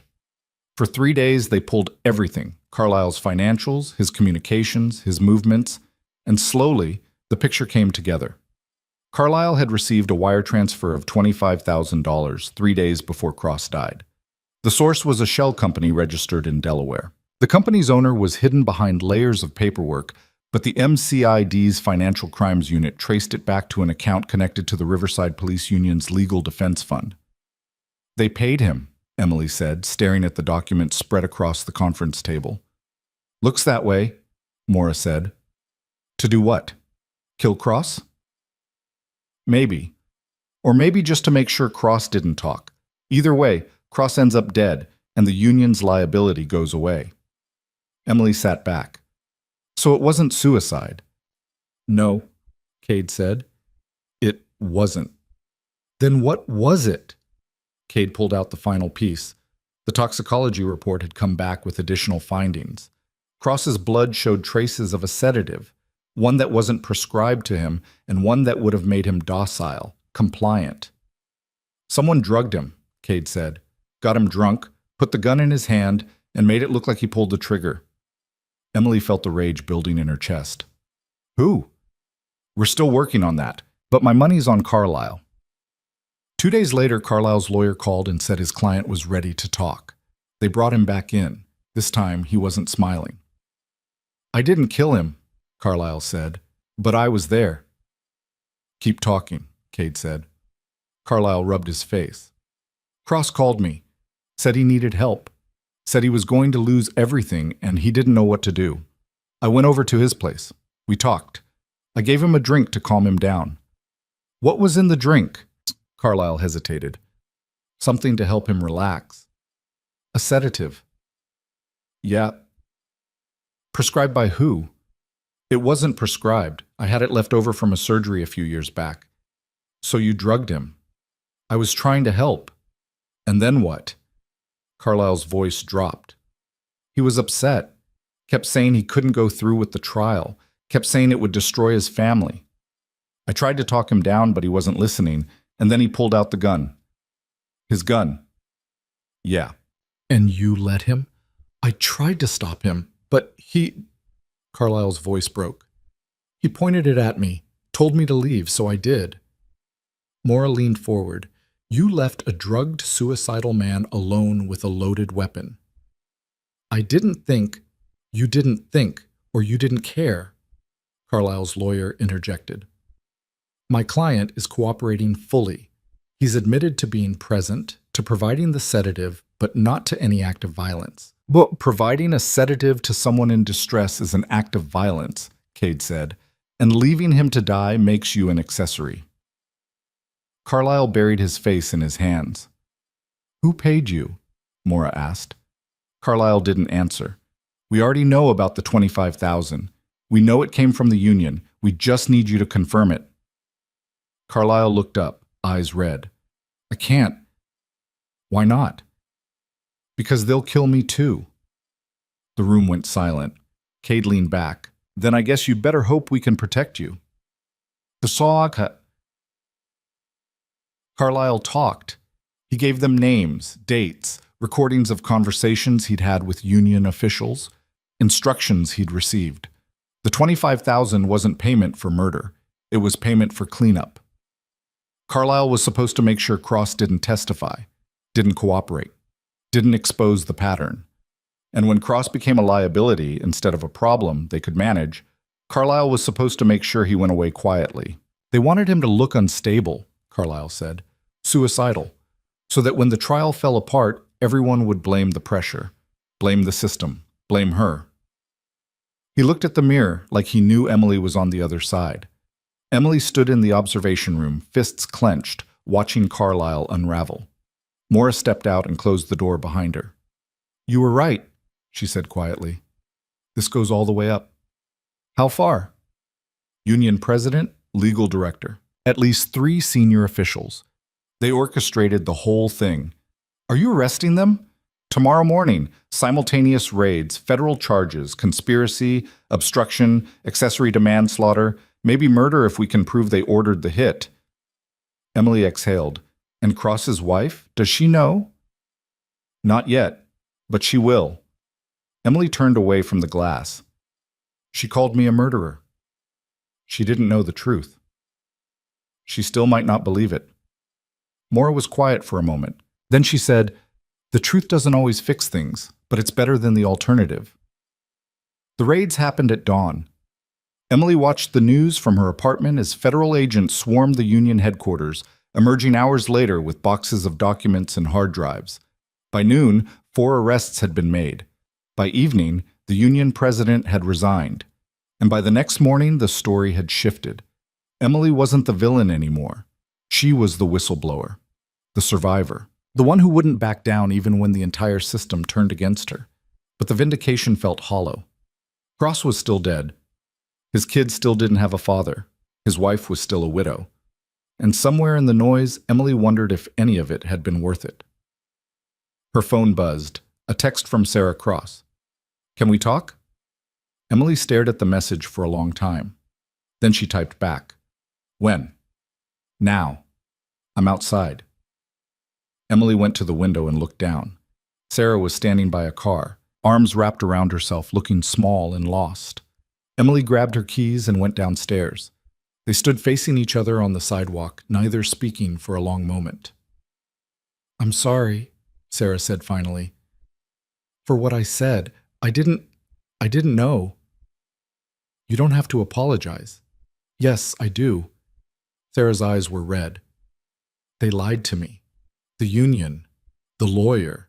They told me you were trying to destroy him, that you were lying, and I believed them because it was easier than—" Her voice broke. "Than admitting that the man I married wasn't who I thought he was." Emily didn't know what to say. "He did those things, didn't he?" Sarah asked. "The stops, the complaints, all of it." Emily nodded. Sarah wiped her eyes. "I keep thinking, if I'd known, if I'd seen it, could I have stopped it? Could I have saved him?" "No," Emily said quietly. "You couldn't have. None of us could have." "Then who's to blame?" Emily looked at her. "The people who enabled him, the system that protected him, the union that valued reputation over accountability. Not you, and not me." Sarah stared at the ground. "I don't know how to tell my kids their father wasn't a hero." "You tell them the truth, that he made mistakes, that he was human, and that what happened to him wasn't your fault." Sarah nodded, tears streaming down her face. Then she did something Emily didn't expect. She reached out and hugged her. Emily stood there, stiff at first, then slowly put her arms around Sarah and held on. When they finally pulled apart, Sarah said, "Thank you, for not giving up, for making them tell the truth." Emily watched her drive away, then went back inside. Her phone rang. "Jameson." "You see the news, Gilles?" he asked. "Yeah." "How you holding up?" "I don't know yet." "Fair enough." He paused. "You did good, Hartman." "Did I?" "Yeah, you did." Emily hung up and sat on the couch. The apartment was quiet, empty. For the first time in weeks, she felt like she could breathe. But then her phone buzzed again. A text from an unknown number. "You think this is over?" "It's not. Watch your back." Emily stared at the message. Then she forwarded it to Maura and set the phone down. Somewhere out there, someone was still watching, still waiting. And Emily realized the fight wasn't finished yet. She forwarded the text to Maura and sat staring at her phone, waiting for a response that didn't come. The silence stretched for 10 minutes before she called directly. "I got it," Maura said without preamble. "We're tracing the number now." "How long?" "Give us an hour. Stay inside. Lock your doors." Emily did. She triple-checked the locks, closed the blinds, and sat on the couch with her service weapon, something she hadn't touched in years, within arm's reach.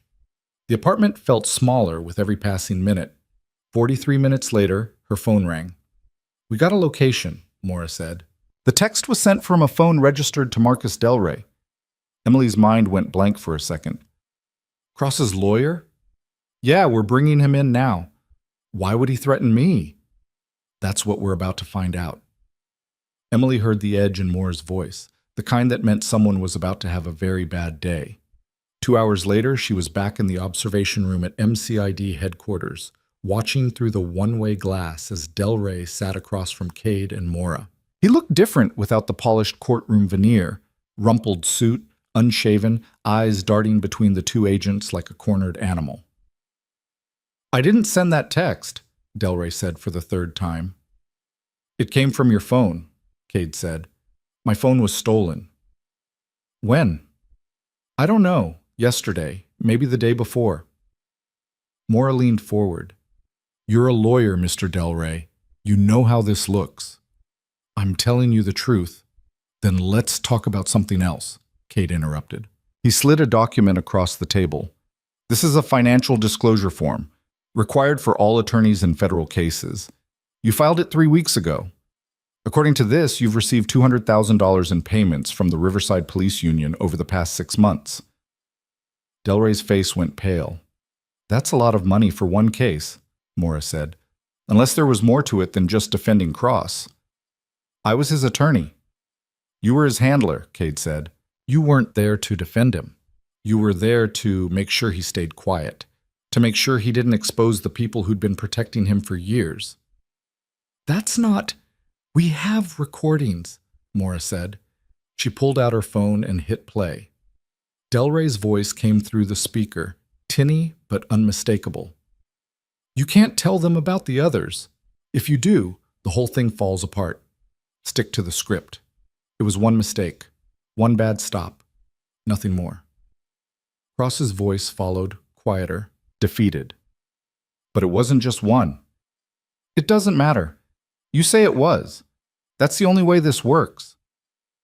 The recording ended. Delray sat frozen, staring at the phone. That conversation took place 4 days before Cross died, Cade said. You were coaching him to lie under oath, to cover up a pattern of abuse that you knew existed. I was doing my job. Your job, Maura said, voice cold, was to represent your client's best interests, not the unions, not the department's. His. I did. You got him killed. The words hung in the air like a guillotine blade. Delray's hands started shaking. I didn't know they were going to... Going to what? Cade pressed. Going to have Carlyle stage his suicide? Going to make sure he couldn't testify? I didn't know about Carlyle. I swear. I just knew they wanted him to stay quiet, that's all.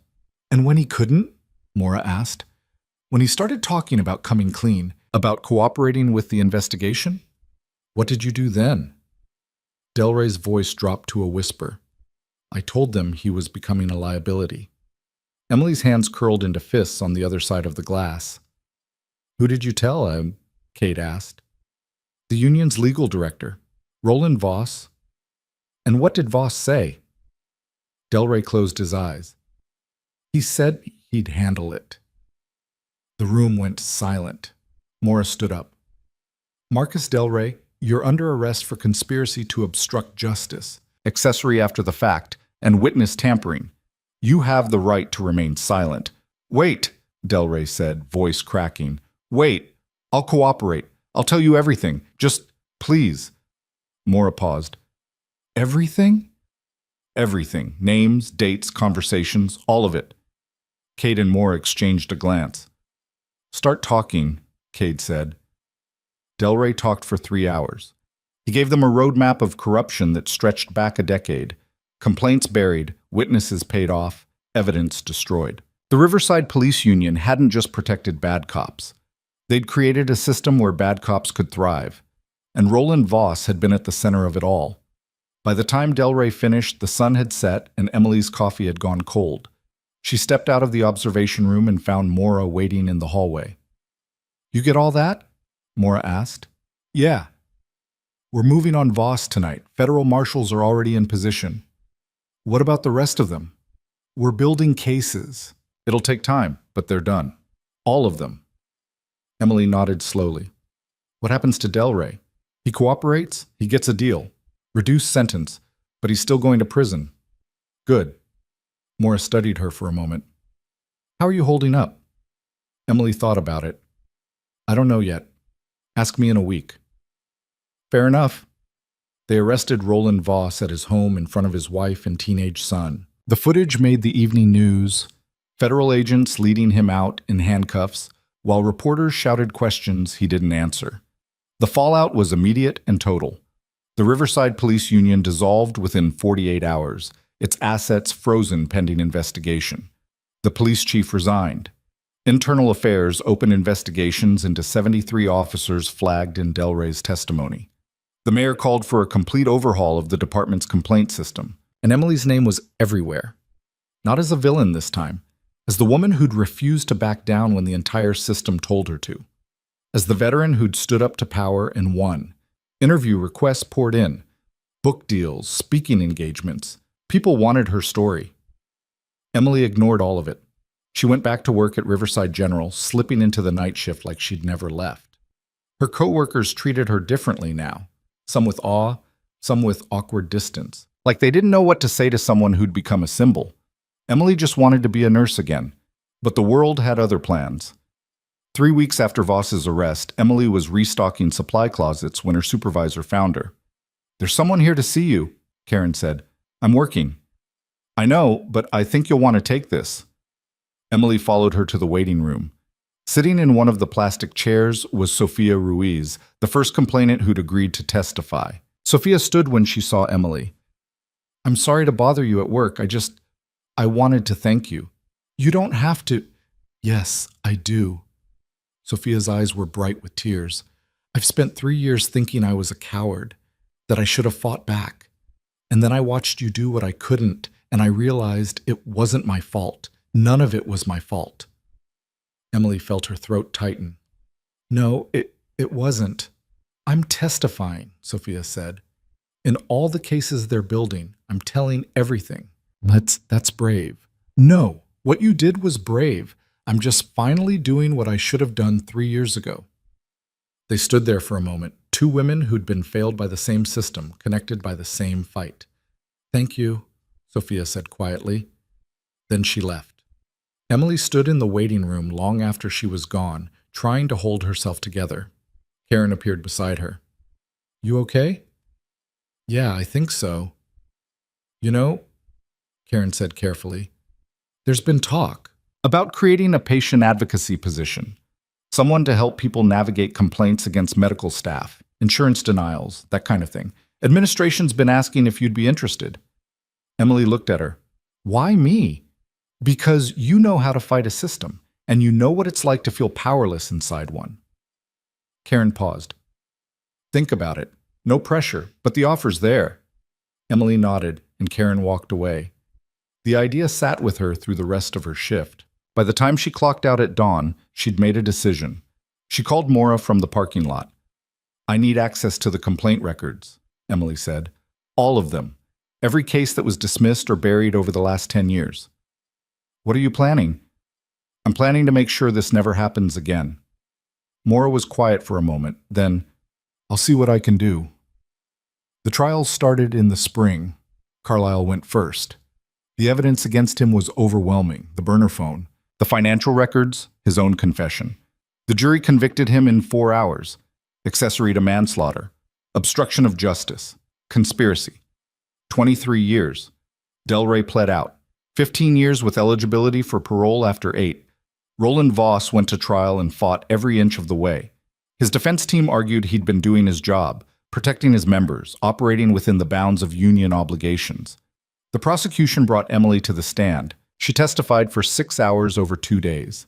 She walked the jury through the stop, the humiliation, the investigation.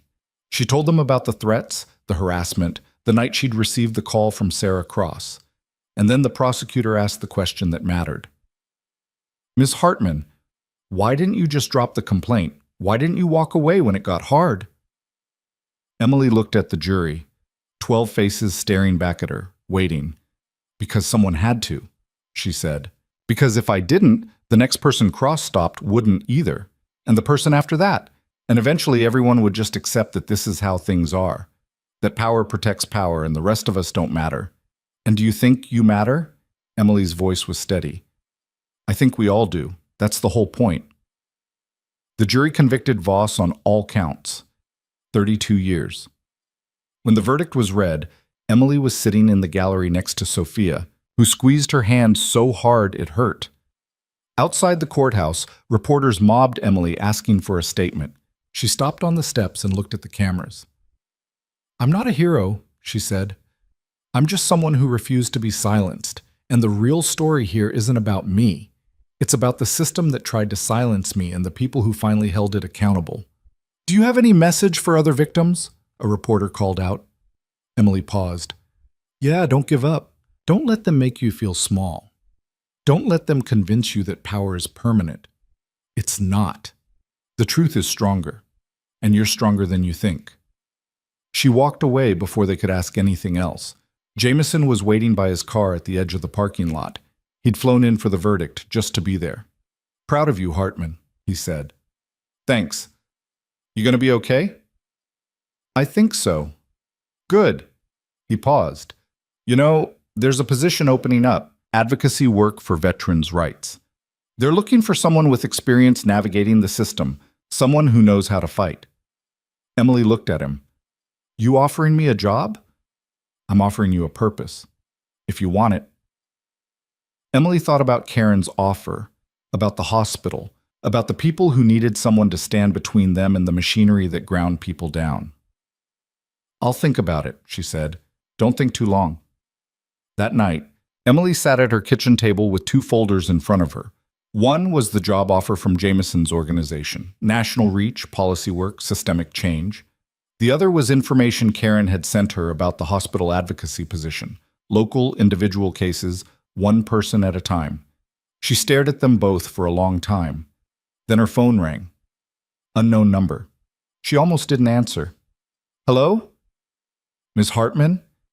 A woman's voice, young, scared. "My name is Jessica Tron. I was pulled over 3 months ago. The officer, he said things, did things. I tried to report it, but they told me there was no evidence, that it would be my word against his. I saw you on the news and I thought, maybe you could help." Emily grabbed a pen. "Tell me what happened." As Jessica talked, Emily started taking notes. Another name, another story, another person who deserved to be heard. When the call ended, Emily looked at the two folders again. Then she pulled out her laptop and started writing an email. 6 months later, Emily stood in front of a community center in South Riverside, looking at the sign above the door, Hartman Advocacy Center. When the system fails, we fight back. It wasn't fancy. Just 3 rooms in a building that used to be a dry cleaner, but it was hers. Inside, Sophia was setting up chairs for the evening's information session. 2 other former complainants, people who'd testified in the trials, were organizing files and answering phones. "You ready for this?" Sophia asked. Emily looked around the space, at the people who'd come together because they'd all been failed by the same system. People who'd decided that instead of staying broken, they'd help fix what broke them. "Yeah," Emily said. "I'm ready." The session started at 7. 32 people showed up, victims of police misconduct, medical malpractice, housing discrimination, workplace harassment. People who'd been told their complaints didn't matter. People who'd been dismissed, ignored, buried. Emily stood in front of them and told her story. Not the sanitized version the media wanted, but the real one. Messy, painful, full of moments where she'd wanted to quit. "I'm not telling you this because I'm special," she said. "I'm telling you this because I'm not. I'm just someone who got tired of being told to sit down and be quiet. And if I can stand up, so can you." A man in the back raised his hand. "But you had resources, federal agents, lawyers. Most of us don't have that." "You're right," Emily said. "I did. And that's why I'm here, to be that resource for people who don't have it, to help you build cases, to connect you with attorneys, to make sure you're not fighting alone." "Why?" a woman asked. "Why do this? You already won. You could walk away." Emily thought about Cross, about Sarah, about the 7 people who'd given up before her, and the hundreds who'd probably given up before them. "Because winning isn't enough," she said. "Not if it only happens once. Not if the next person who gets pulled over or harassed or violated has to start from scratch. We need to build something that lasts, something that makes it harder for the system to fail people. That's why." The applause started slowly, then built. After the session, a young woman approached Emily. She was maybe 25, wearing a jacket with military patches, leaning on a cane. "I was pulled over last month," the woman said quietly. "The cop said my disability placard was fake. Said I didn't look disabled. I filed a complaint, but everyone told me to drop it." Emily looked at her. "Are you going to?" The woman met her eyes. "No."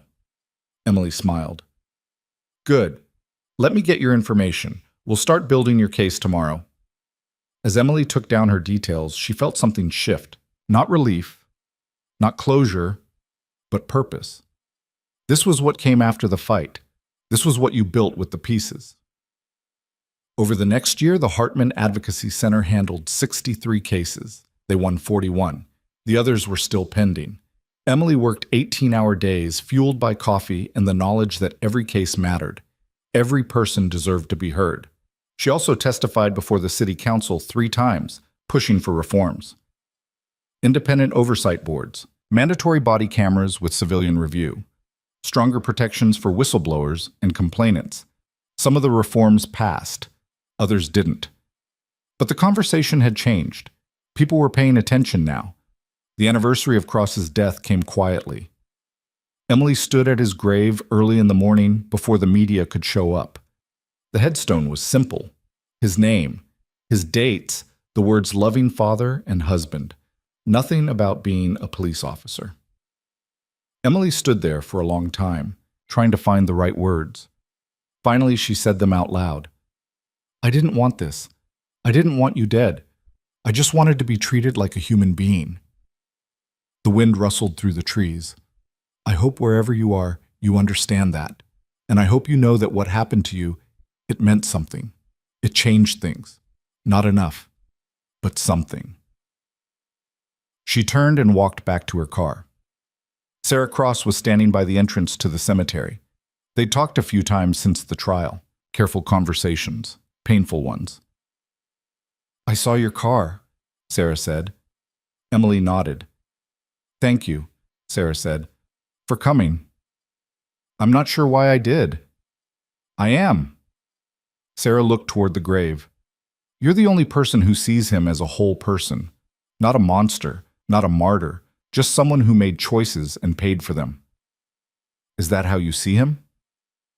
I'm trying to. Sarah wiped her eyes. The kids ask about him sometimes. I tell them he made mistakes, that he wasn't perfect, but that I loved him anyway. That's fair. Is it enough?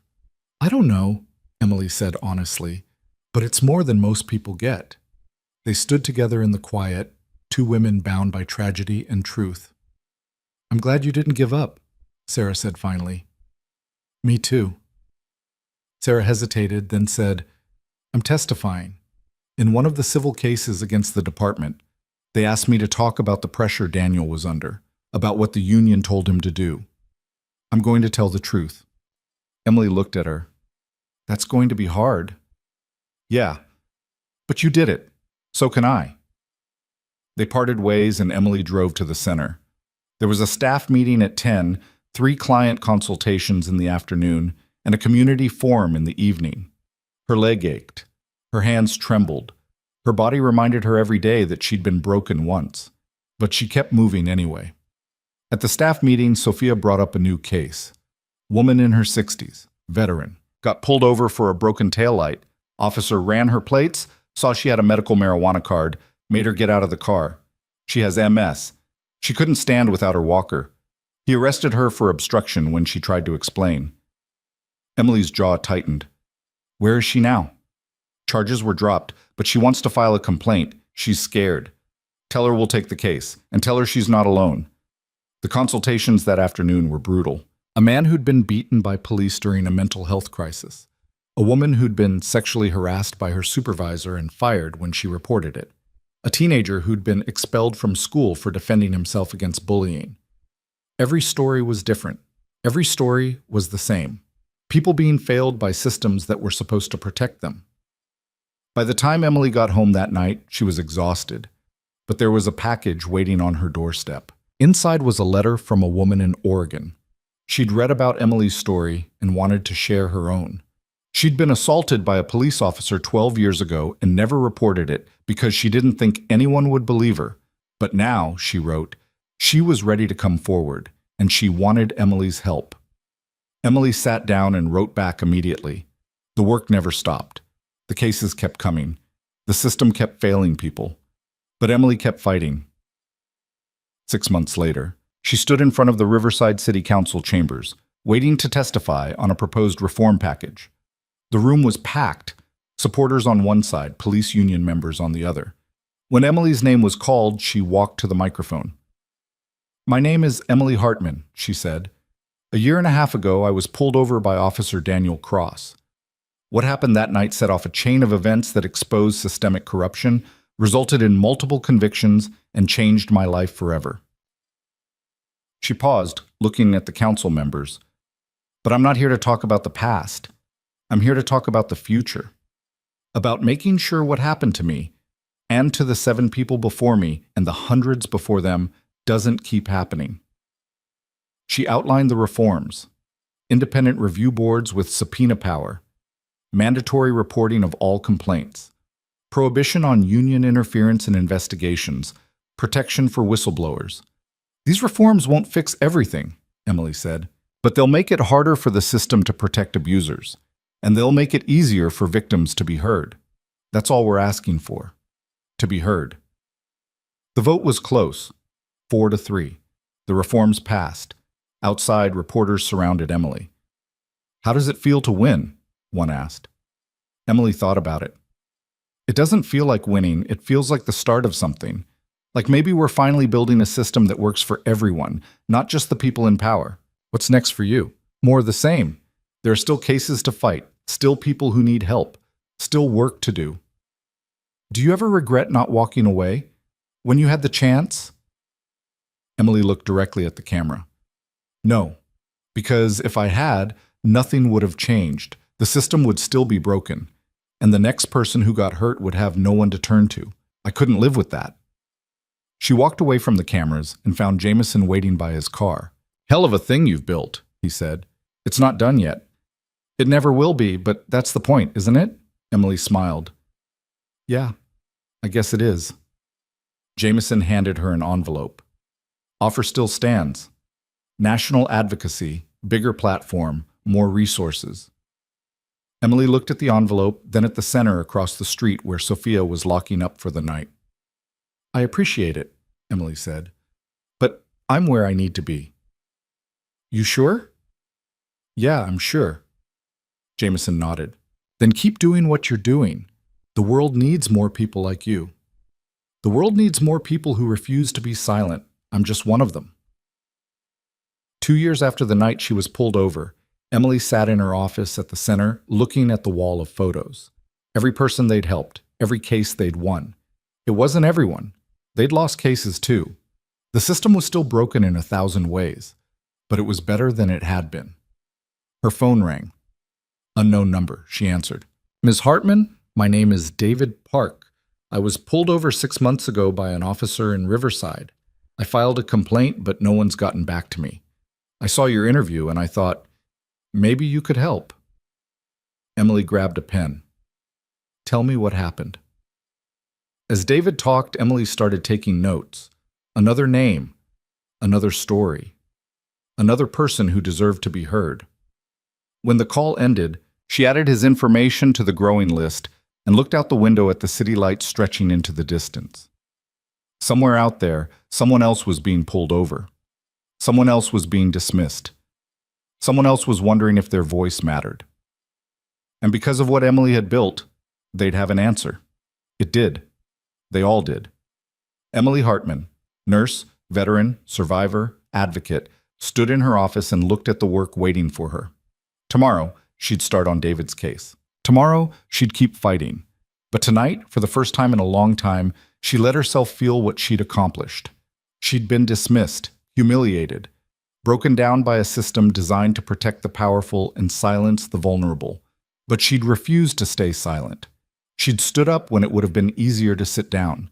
She'd spoken when it would have been safer to stay quiet. She'd fought when everyone told her to give up. And she'd won, not just for herself, for everyone who came after. The system hadn't wanted to change, but she'd forced it to anyway. One case at a time, one person at a time, one voice at a time. And that, Emily realized, was the whole point.